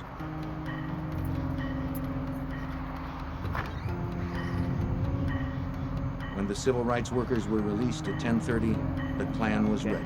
Let's head back to Meridian. How'd they treat you? Okay, but I didn't like it there. Like spooks. Hey, you got the keys? You just drive. I don't want to come back to Philadelphia again. Let's get out of here.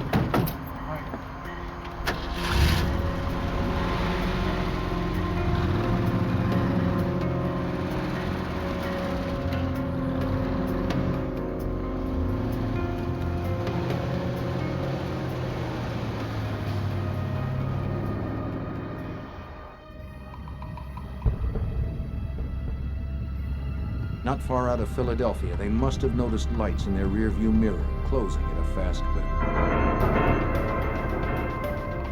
They sped up to try to outrun them, topping 100 miles per hour. One pursuer's car broke down, but two persisted. Deputy Price's cruiser was one of them. He hit the flashers. Cheney pulled over.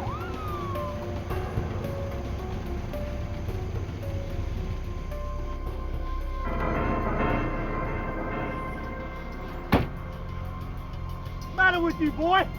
Deputy Price yanked Cheney from the station wagon. Out of the car. You shut up, boy. You were doing over 100 miles an hour in my county, boy. Don't make me chase you like that. You see them lights? Schwerner and Goodman were escorted into the back of the patrol car. Get out of there. Whoa! As Cheney started to follow them, Price clubbed him with his blackjack and shoved him into his car. Get off, boy.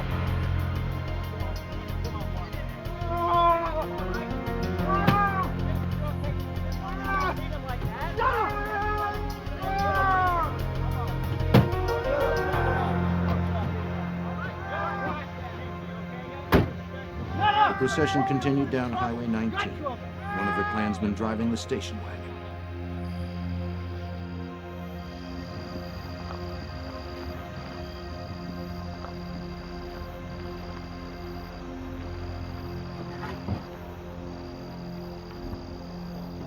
The murders occurred without fanfare. Schwerner was the first to die. The cars stopped on a dirt road. Schwerner was pulled out of the car, spun around, and shot point blank.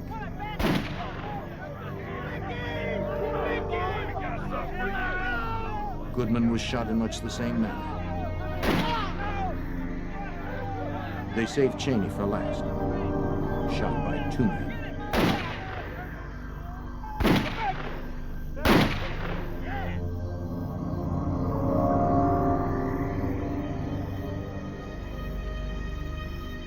The bodies were loaded into their station wagon.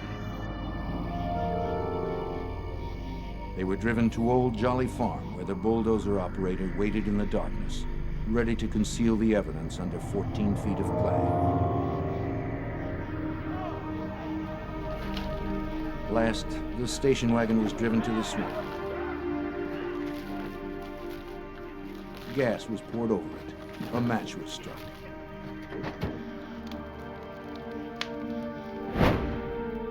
On November 25th, the FBI announced it knew who killed the civil rights workers. But murder charges fall under state jurisdiction, not federal. The best the FBI could hope to do was to convict on civil rights violations. They knew that Mississippi would be unlikely to file murder charges. More than 5 months after the murders, 19 men were charged with felony conspiracy to oppress and intimidate the civil rights workers from practicing their constitutional rights. 2 more were charged with having knowledge of the crime. All made bail and were released.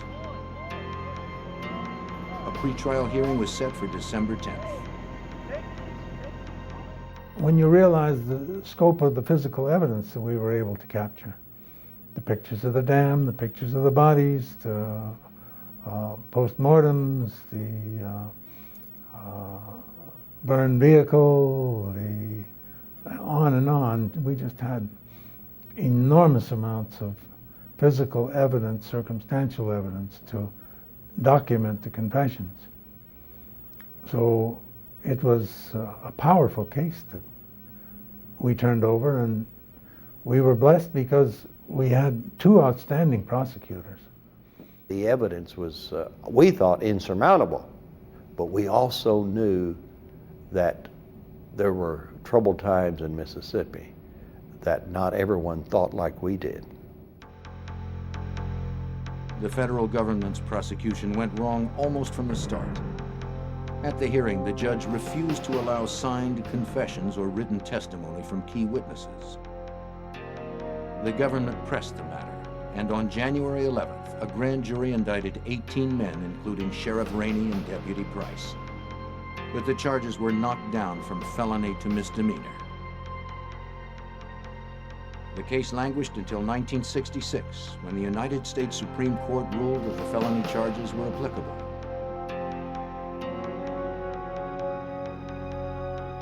Three years after the murders, on October 9th, 1967, the trial was held at the federal courthouse in Meridian. For 10 days, the nation awaited the verdict. But none came. The jury was deadlocked. And immediately, the people there within the courtroom in Meridian, Mississippi, they burst into laughter and joyful hugging each other, saying, "Hey, we've won. It's a hung jury." Well, the judge said, "No, you're going to go back." And back they went to deliberate further. That next morning, October 20th, 1967, they reached a verdict.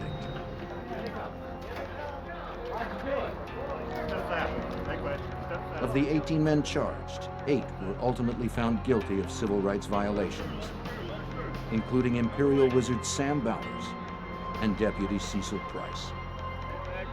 It took more than 3 years for justice to be served, and even then, it was delivered only in half measures. Bowers received the stiffest sentence, just 10 years. Cecil Price received 6. Sheriff Rainey and the preacher were acquitted. None of the men indicted was ever tried by the state for murder. Many of them still live in Mississippi, and though there's talk of reopening the Myburn files, all evidence in the case was destroyed years ago by court order. The hatred that split the nation was not so easily eradicated.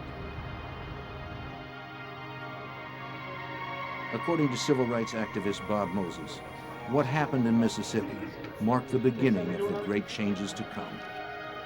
What has changed in Mississippi is that before the 60s, Mississippi held itself as a state apart from the rest of the country, a place which was going to defy the country at any odds to maintain what was its racial apartheid. And now it's indistinguishable from the rest of the country.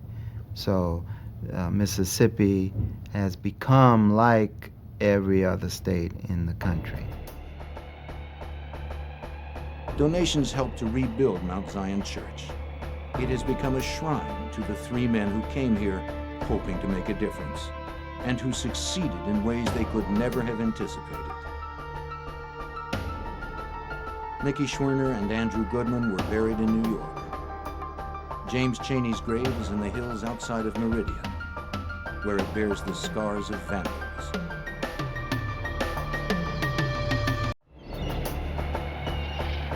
Biloxi, Mississippi.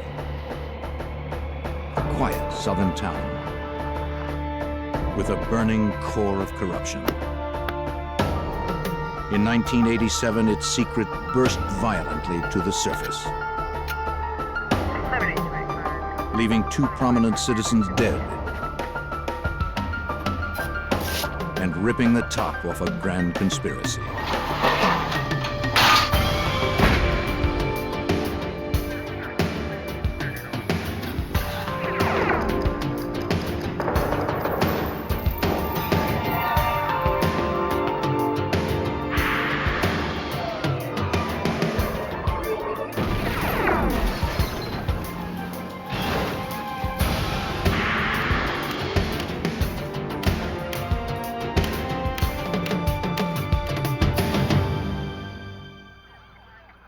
On Mississippi's Gulf Coast, a judge and his politician wife are murdered in their home. The killer left few clues.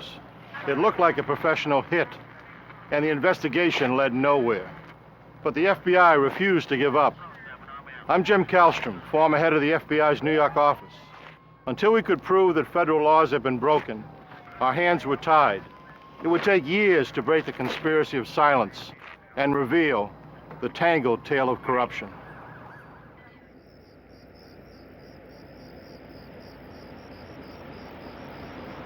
Biloxi, Mississippi. Monday, September 14th, 1987. It was a typically warm summer night in this quiet Gulf Coast town.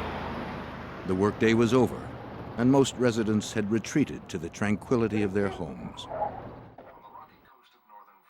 Like most of their neighbors, State Circuit Court Judge Vincent Sherry and his wife Margaret were unwinding after a long day. Vincent Sherry was a prominent judge in Biloxi.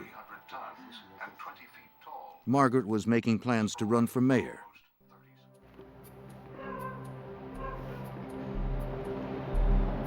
Both were fixtures at Biloxi's social and community functions.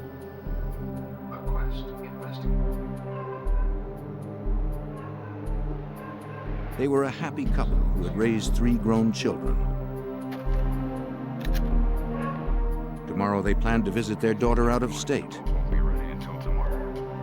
Their life together seemed ideal. They were just settling in for the night when an unexpected visitor came to the door. What are you doing here with that? How do you look out? And brought their perfect world to an end.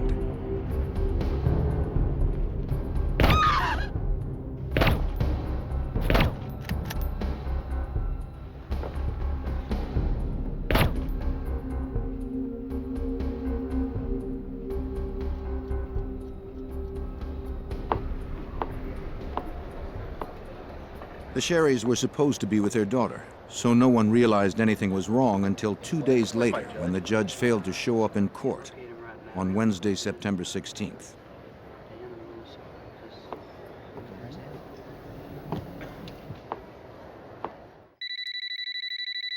Calls to the Sherrys' home went unanswered.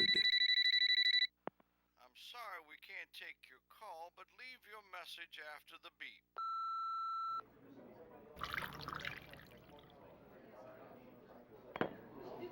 His colleagues at the court phoned Pete Halat, Vincent Sherry's friend and former law partner.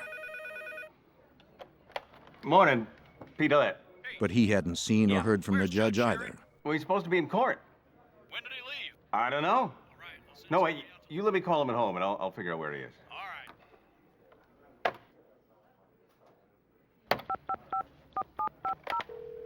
After he left a concerned message on the Sherry's answering machine, Halat felt he'd better check on his friend personally. I got the machine. Judge, it's Pete. They're looking for you in court. Is everything okay? On his way out, he asked his junior partner, Charles Legier, to ride with him. Charlie, hold on, time to settle up. But I need some help, so let's go. Listen, I'll give you a call back, okay? Yeah, bye-bye. I figure if we go together, the two of us. As they drove, Legier tried to make conversation. Finding out from lawyers. Halat seemed distant, perhaps concerned about the judge.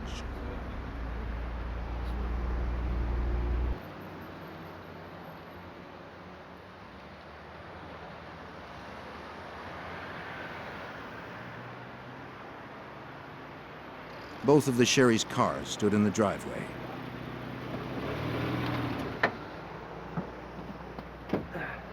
Well, the car's here. I don't like it. Well, his car's here. He's supposed to be in court. Halat asked Legier to go to the house, while he asked a neighbor if she'd seen the couple. Just go ahead.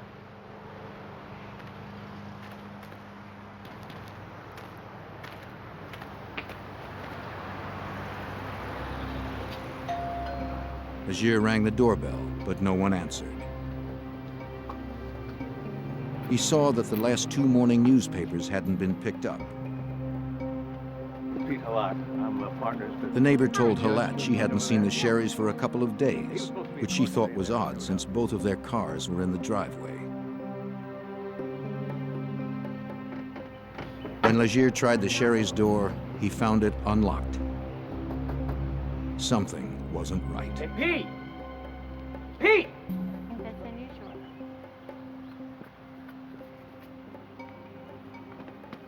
Yeah, I was just knocking on it and the door opened up. Halat, concerned by the open door, cautiously stepped inside.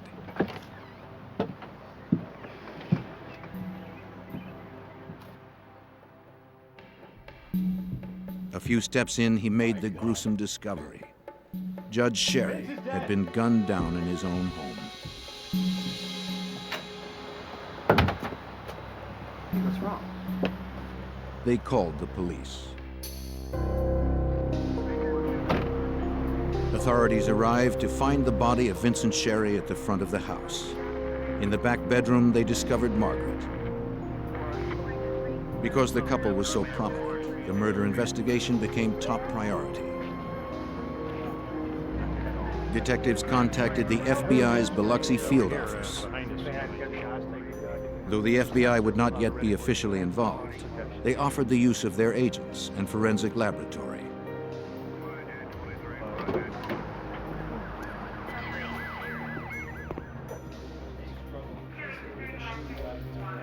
Inside, the police began scouring the crime scene for clues. They conducted blood spatter analysis to determine projectile angles. If they could figure out where the murderer had stood when he fired the shots, they might be able to reconstruct the crime. Okay.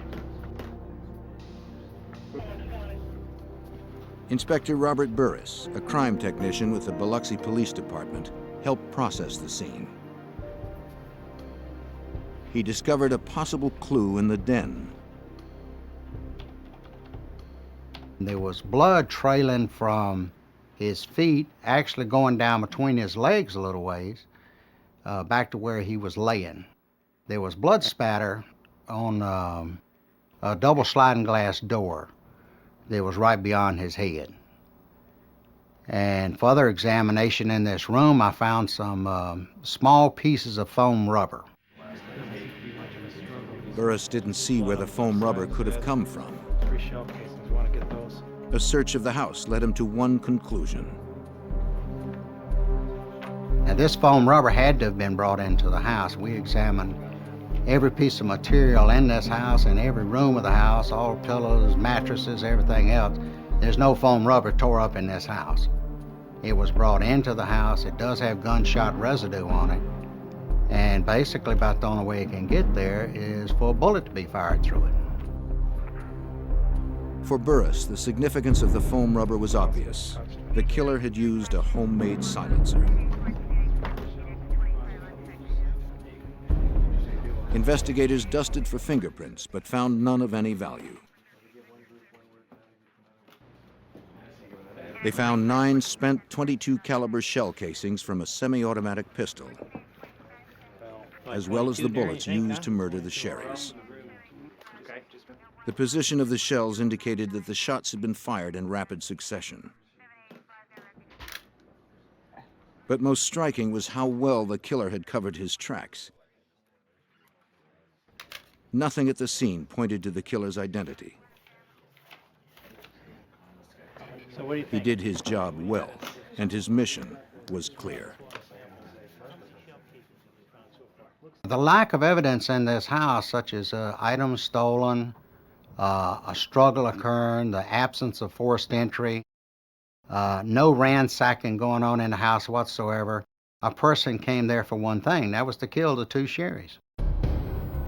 Special Agent Keith Bell from the Biloxi FBI field office agreed that this was a professional job. The Sherrys had been assassinated. The crime scene appeared to be very limited as far as evidence remaining, which meant it was well planned, well executed, and professionally done. A small caliber weapon had been used. The foam rubber indicated that perhaps a silencer had also been used, and the Sherrys had been shot in the head, so it seemed to be a very professional job. A multi-agency task force was assembled with Special Agent Keith Bell among its members.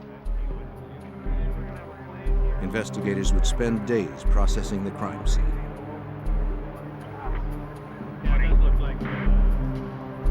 They grappled with a single question: why had the Sherrys been murdered? That was one of the main questions, that being why were both Judge Sherry and Margaret Sherry murdered? Because it was fairly obvious that Judge Sherry could have been killed during his morning or afternoon jogs around the neighborhood. So it was a real mystery why Margaret had been killed. Investigators believed the answer might lie in the controversy over Biloxi's future. Some civic leaders hoped to transform the sleepy southern town on Mississippi's Gulf Coast into a flashy resort where casinos would attract tourist dollars. But with strip clubs already established in town, Margaret Sherry felt Biloxi's small-town charms were threatened.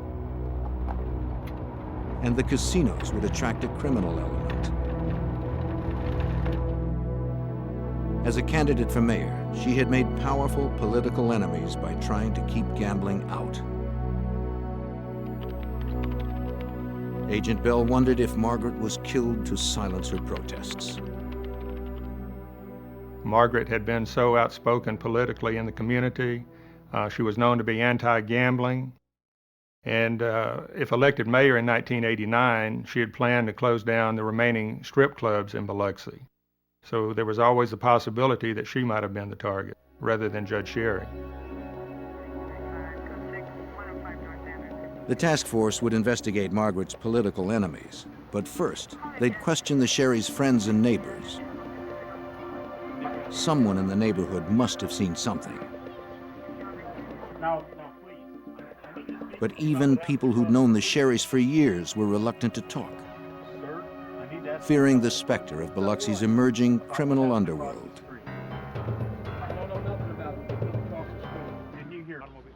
The Sherry murders brought a dark cloud over the city of Biloxi.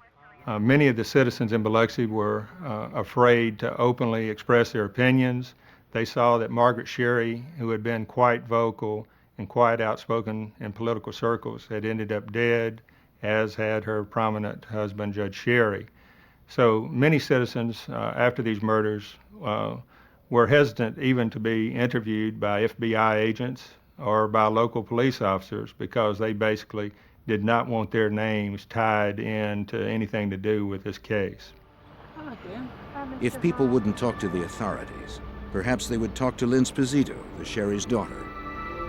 After being notified of her parents' murders, Lynn rushed to Biloxi from her home in North Carolina. Determined to find justice, she questioned everyone in the neighborhood. One family friend gave her a crucial piece of information. He described a suspicious car and driver in the neighborhood on the night of the murders.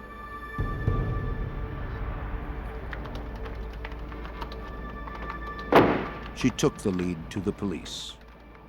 They identified a man who had seen a suspicious Ford Fairmont driving in front of the Sherry home on Monday night, September 14th, 1987. Investigators tried to determine the identity of the driver based on the witness's description. Their search came up empty. But a few days later, not far from the Sherry's home, investigators found an abandoned car, a Ford Fairmont. A check on the vehicle's identification number showed it had been reported stolen the day before the murders. Police also learned that the tags on the car were not registered to the car.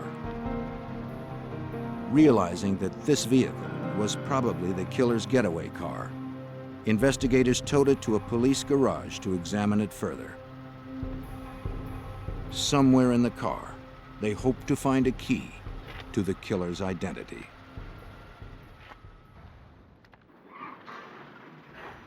Less than a week after the brutal murders of Biloxi couple Vince and Margaret Sherry, investigators received their first promising lead. They recovered an abandoned car, matching the one witnesses described seeing the night of the murders. After contacting Agent Keith Bell about the discovery, investigators processed the car for clues. Inspector Robert Burris found something peculiar. I was processing this vehicle, and one of the things I noted, the dome light had been dismantled and the bulb taken out of it. In other words, if you open the door, you ain't got no light. Both of the sun visors were in the down position. Whether you're riding around daytime or nighttime, you ain't gonna be able to see the people's face in it very well. Investigators believed more than ever that this was the car used by the Sherry's killer. Anything found inside it was labeled, packaged, and shipped to the FBI labs in Washington, D.C.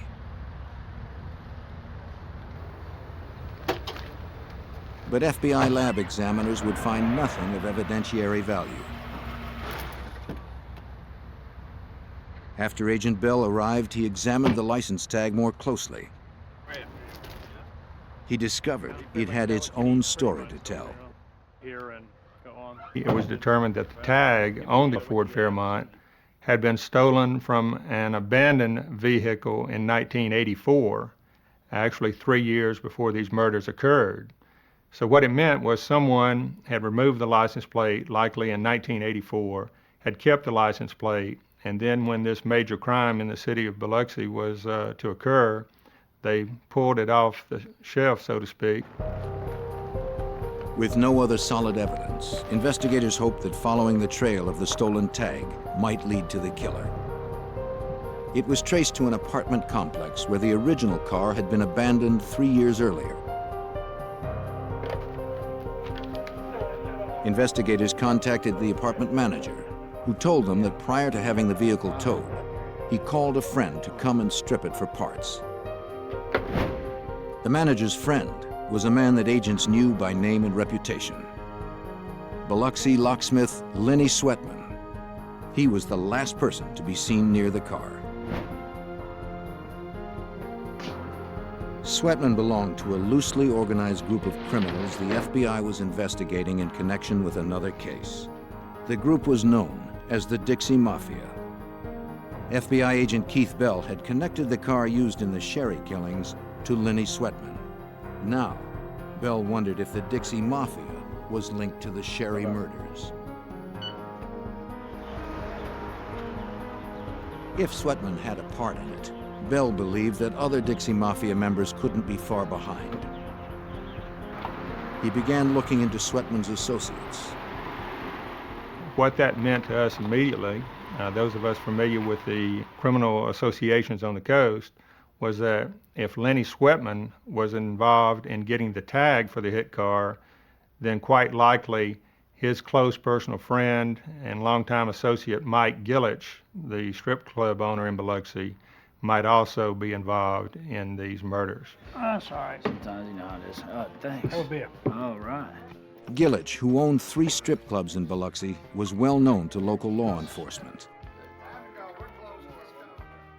He was currently under investigation by the FBI in connection with a Dixie Mafia operation known as the Lonely Heart Scam. See, he gets to him. But Special Agent Bell needed a thread that connected the 2 investigations together. He started by familiarizing himself with the Lonely Heart Scam. It was run out of Angola Prison in Louisiana by a man named Kirksey Nix, the incarcerated kingpin of the Dixie Mafia. No, the first model.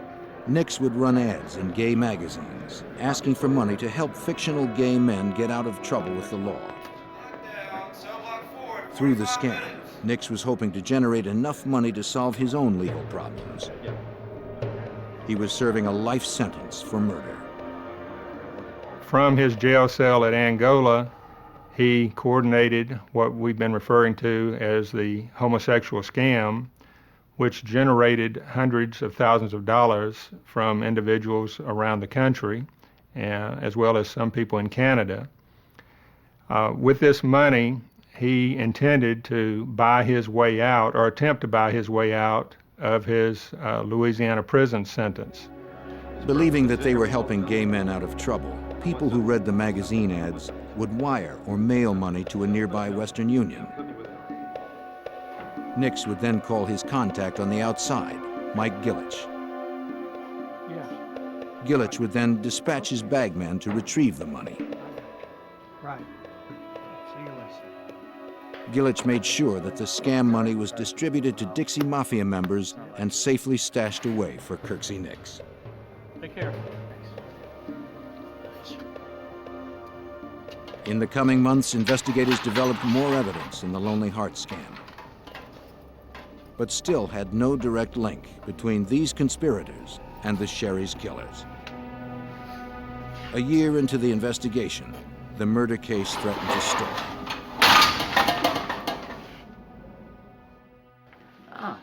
Hi. Come in. As the years stretched to 16 months, the Sherry's daughter, Lynn Sposito, grew increasingly frustrated. In January 1989, she hired a private investigator to rev up the inquest into her parents' murder. He said he could make out the man. And I'll give him a call, and I'll be on this case this afternoon. The family had wanted very much to have a quick resolution to the case, but by early 1989, there'd still been no arrest. And of course, at this point, the FBI had not formally entered the case.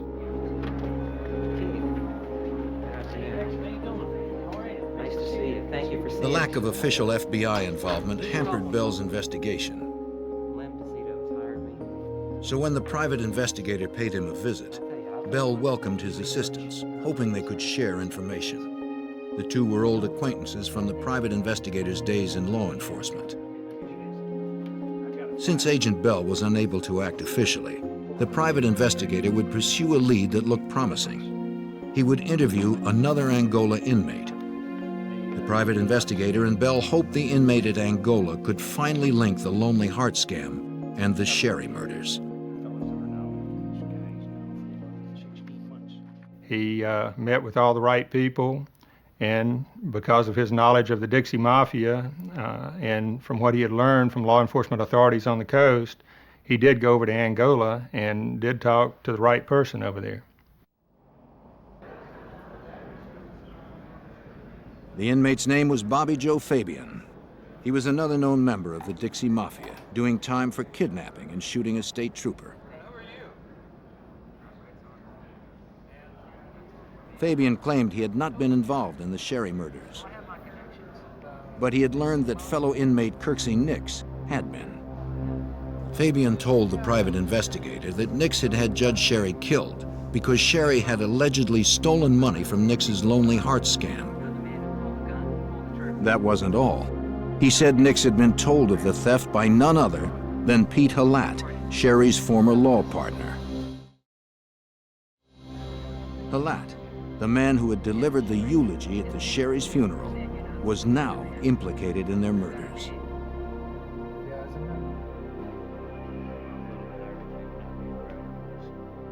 Halat officially represented Nix on legal matters, but Fabian said Halat's role in the Lonely Heart scam was criminal, not legal. Halat was one of the people receiving money from Nix for safekeeping through Mike Gillich's bagman. Don't forget to pick up next week at the other place. And the ties between the outlaw and the lawyer went deep. Kirksey Nix's girlfriend and accomplice, LaRae Sharp, worked in Halat's office.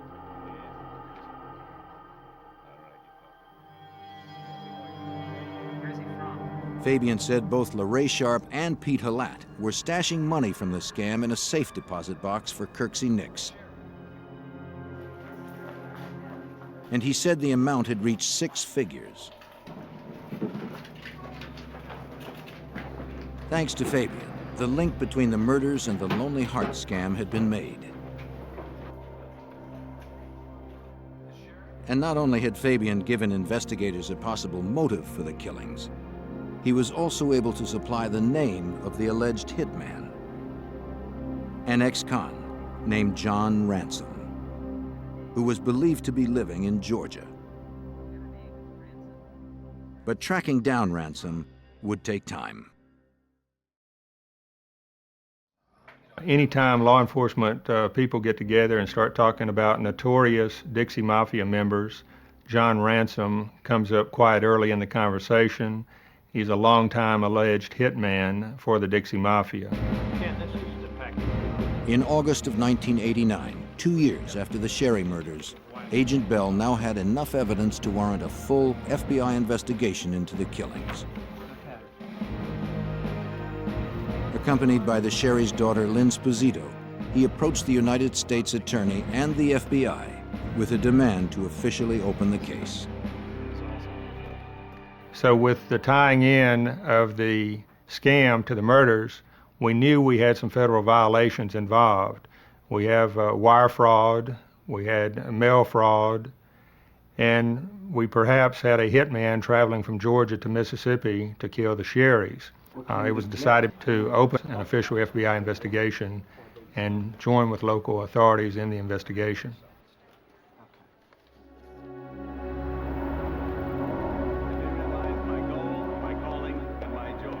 By now, however, suspect Pete Halat, Judge Sherry's former law partner, had been elected mayor of Biloxi. With a key suspect in such a high position, investigators encountered new roadblocks. It became very difficult for the FBI to share all of its information with the local authorities. We are not saying that the local police were corrupt. What we are saying is that Mayor Halat put his own people in as Director of Public Safety and as Police Chief, so we were somewhat circumspect on what we shared with local authorities during that time period. In August of 1989, as investigators attempted to unravel the truth about the Sherry's murders, informant Bobby Joe Fabian made a surprise move. He told his story about the Sherry murders to the TV news. Fabian hoped that by bringing attention to himself, Kirksey Nix would be less likely to have him killed for cooperating with authorities. Along with the report, the station broadcast a mugshot of John Ransom, the alleged hitman in the Sherry case. When Charles Legier, Pete Halat's junior partner, saw the photo, it surprised him. He recalled seeing Ransom outside the Sherry Halat law offices a few weeks before the murders.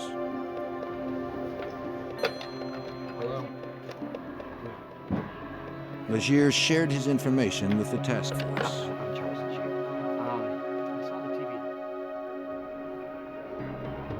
Major Randy Cook of the Harrison County Sheriff's Department took Legier's statement.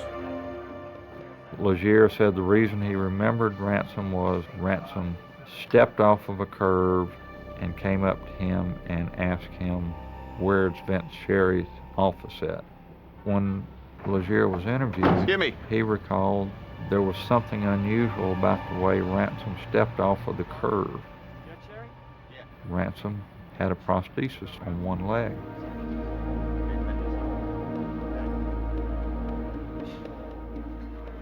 Investigators learned that Ransom was now in a Georgia prison, serving time for another murder. When questioned about the Sherry murders, he refused to cooperate. As Cook further questioned Legier about the day he and Halat had found the bodies, an important detail emerged. Legier remembered that Halat had walked into the Sherry's living room, seen Judge Sherry's body, and said, "Vince and Margaret are dead." Cook relayed this to Agent Bell. What was interesting was that Margaret's body was in the far back bedroom of the residence, and according to Chuck Legier, Pete Halat did not have time other than to briefly enter the front of the house and would have no way of knowing that Margaret's body was also in the very back bedroom. In October of 1989, 2 years after the murders, Agent Bell knew Halat was involved, but he still lacked enough evidence for an arrest. Even so, he felt it was time to confront Mayor Halat. It would be a quiet warning, man to man. And I let Mayor Halat know that I thought his knowledge of the Sherry murders was much greater than what he had shared with law enforcement authorities up to that point. And I recall also telling him that the FBI would continue working on this case until it was totally solved. My recollection is he smiled and did not have much else to say. As a lawyer, Halat knew Bell would need more concrete evidence in order to secure a conviction. What he likely didn't realize was the depth of Bell's commitment to bring him to justice.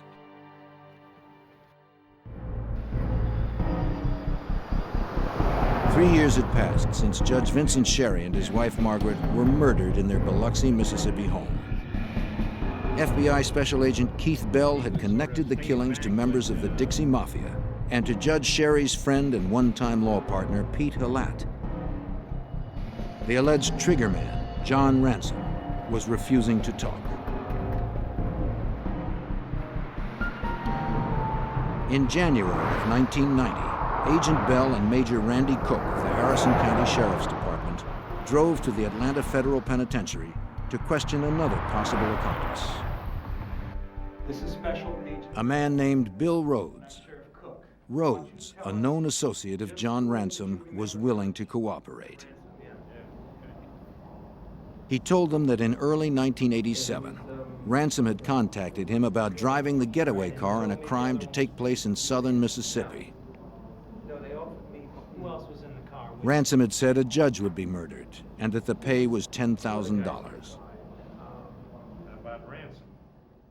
There were certain promises made to Rhodes by Ransom that I know certain people in Biloxi that if you'll help me on this and you'll have the run of Biloxi anytime you want it. So in March of 1987, Rhodes went to Biloxi and met with Ransom and a man named Pete. It was Pete who specifically asked Rhodes and Ransom to do the hit. Rhodes said he also met with Mike Gillich, the Biloxi strip club owner, who would supply the money once the hit was done. But 5 months later, before they could do the job, Rhodes was arrested on an unrelated bank robbery charge, and Ransom got cold feet, afraid Rhodes would turn on him. The information helped the case inch forward, but Agent Bell and Officer Cook still felt that Ransom held the missing pieces. Another year would pass without much progress.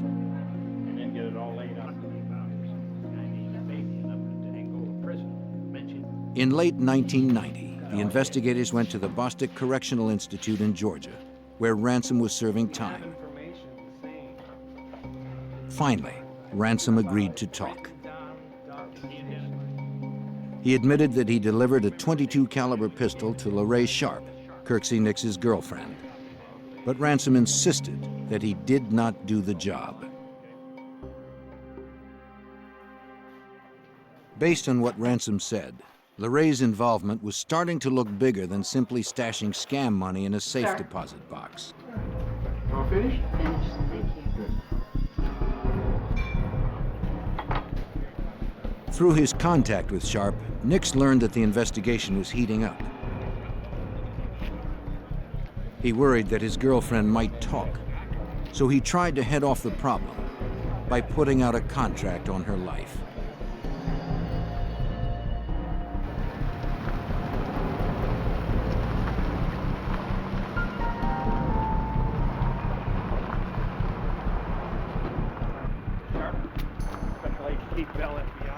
But in late 1990, Agent Bell arrested her for her participation in the murders, inadvertently saving her from Nix's gunman.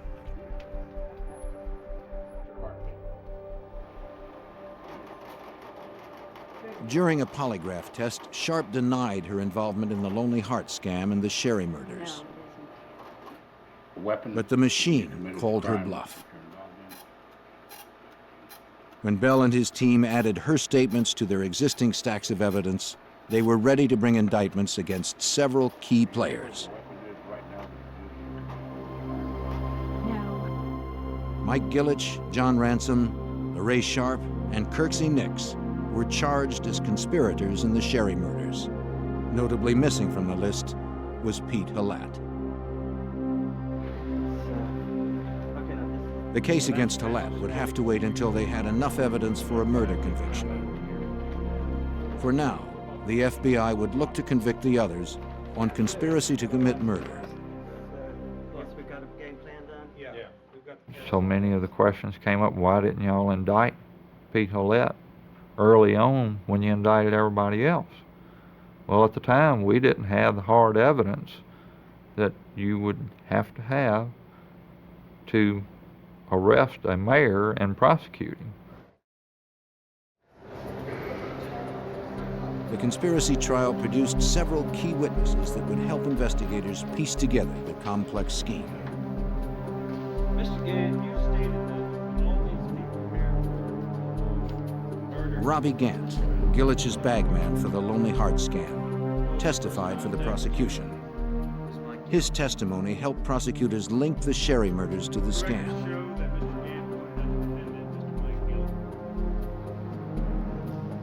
All 4 defendants were found guilty. Nix was given 15 years in addition to the life sentence he was already serving for murder. Gillich also received a 15-year prison term. Ransom got 10 years, and Lorraine Sharp 1. I paid you for it. Get your hands on order in the court.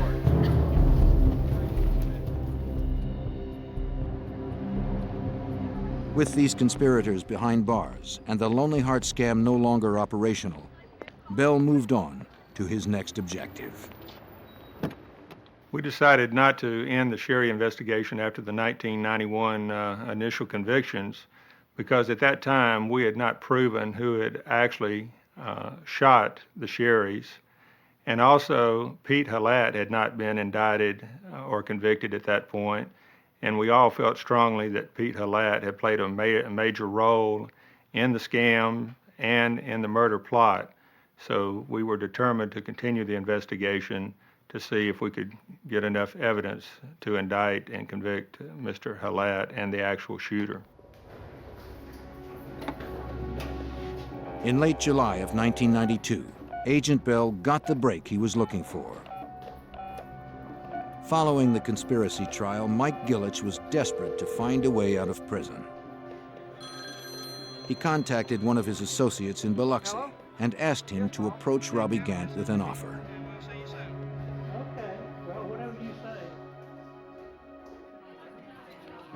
Gant told Agent Bell about it.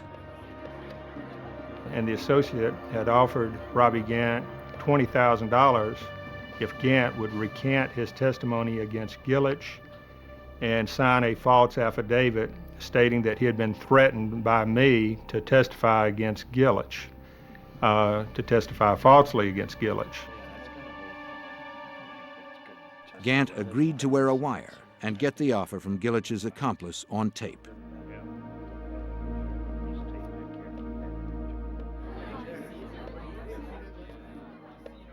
Gant met with him in Mississippi. This time, Gant's tape was rolling when Gillich's associate reiterated the bribe. Gant accepted as Bell had instructed.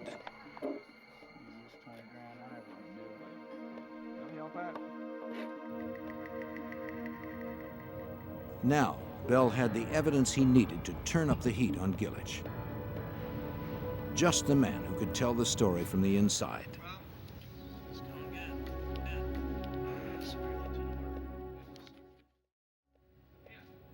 By 1993, 6 years after the double murder of Vince and Margaret Sherry, FBI agent Keith Bell had put 4 members of the Dixie Mafia behind bars. But he still had no formal murder convictions against those involved. And Mayor Pete Halat, the suspected mastermind of the case, was still free and running the city of Biloxi. In fact, the year before, Mayor Halat had broken ground on the city's first big casino. The victory for our town and our people. The press still hounded Halat about his involvement in the Sherry murders, but he remained adamant about his innocence.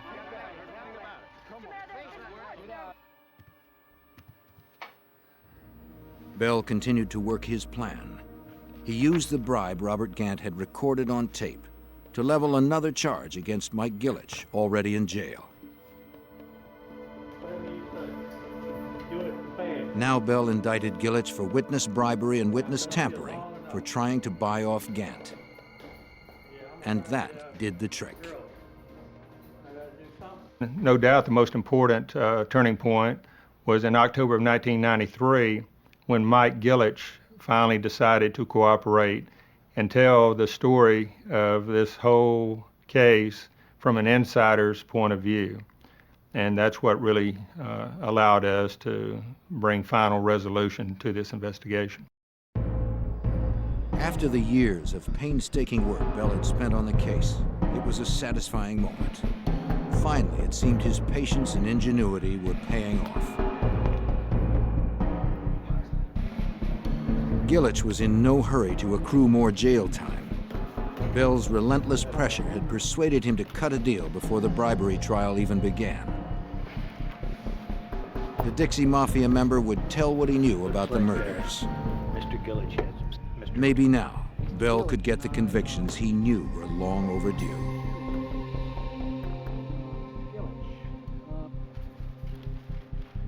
But for a career criminal like Mike Gillich, adjusting to life on the right side of the law wasn't easy.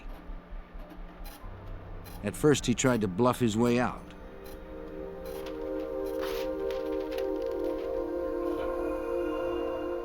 Of course, it always takes some time, a period of weeks, to develop some degree of trust and to be able to communicate with someone like this who, for the first time, has decided to leave his lifelong role as a criminal and start cooperating with the FBI.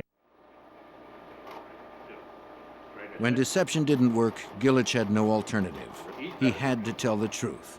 Now, for the first time, Bell heard the story from an inside source. Gillich knew all the details.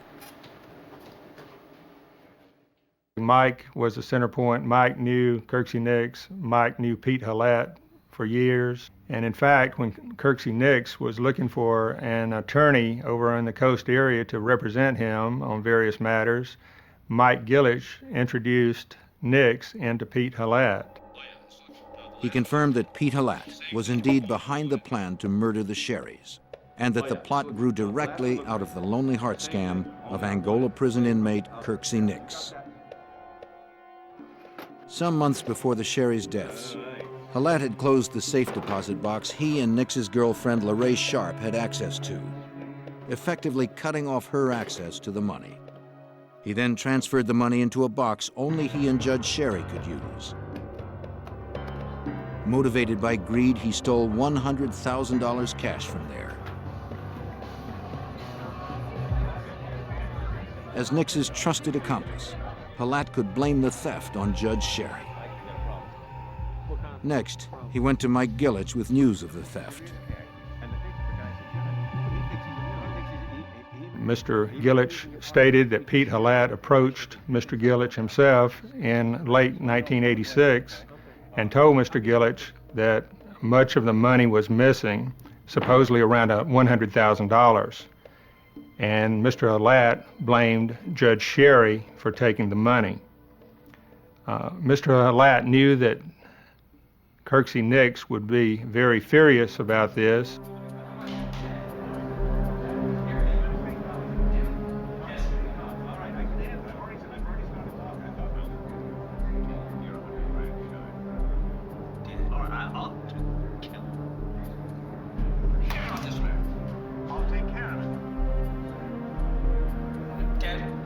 It is not known who ordered Margaret's death, but as a fierce opponent of corruption, she posed a threat to the underworld forces hoping to control Biloxi. With Margaret dead, Halat could be free to run the town.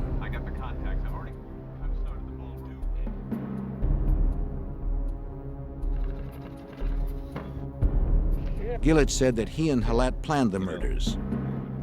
Ransom and Rhodes provided the murder weapon. But when they passed on doing the hit, Gillich found a replacement. A Texas-based petty criminal named Thomas Holcomb. Holcomb would be paid $20,000 to murder Judge Sherry and his wife. Gillich had also helped provide the car with the help of locksmith Lenny Sweatman.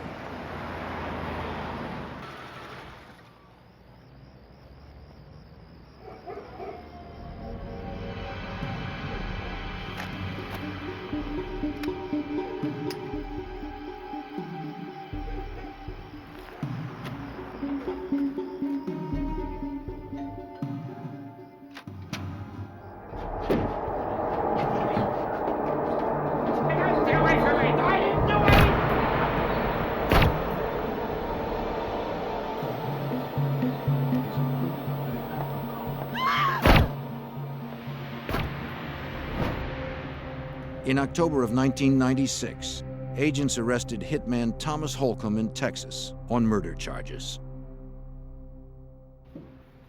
That same month also saw the arrest that Agent Bell had anticipated and worked 9 years to achieve. I'm an innocent man, and you're going to put the cuffs on me? Let me read you your rights. The arrest of Pete Halat for the murders of the Sherrys. You can, anything you say can and will be held against you.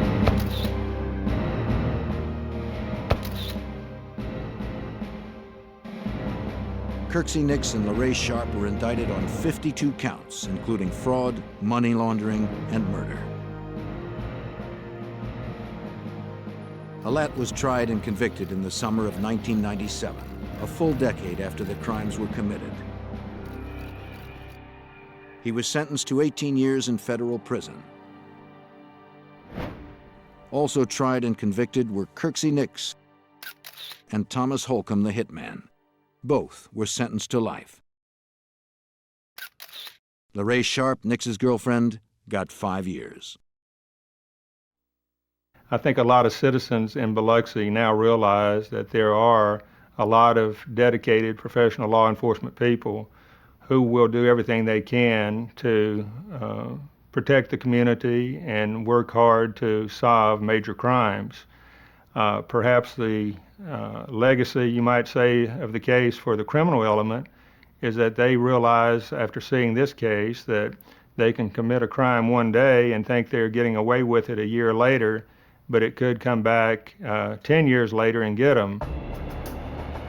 While the Sherry's killers were finally brought to justice, Margaret Sherry's dream of a Biloxi free of gambling was never realized. Instead, Biloxi has become a resort town filled with casinos and neon lights. The sleepy southern town is gone forever, along with the woman who lost her life trying to save it.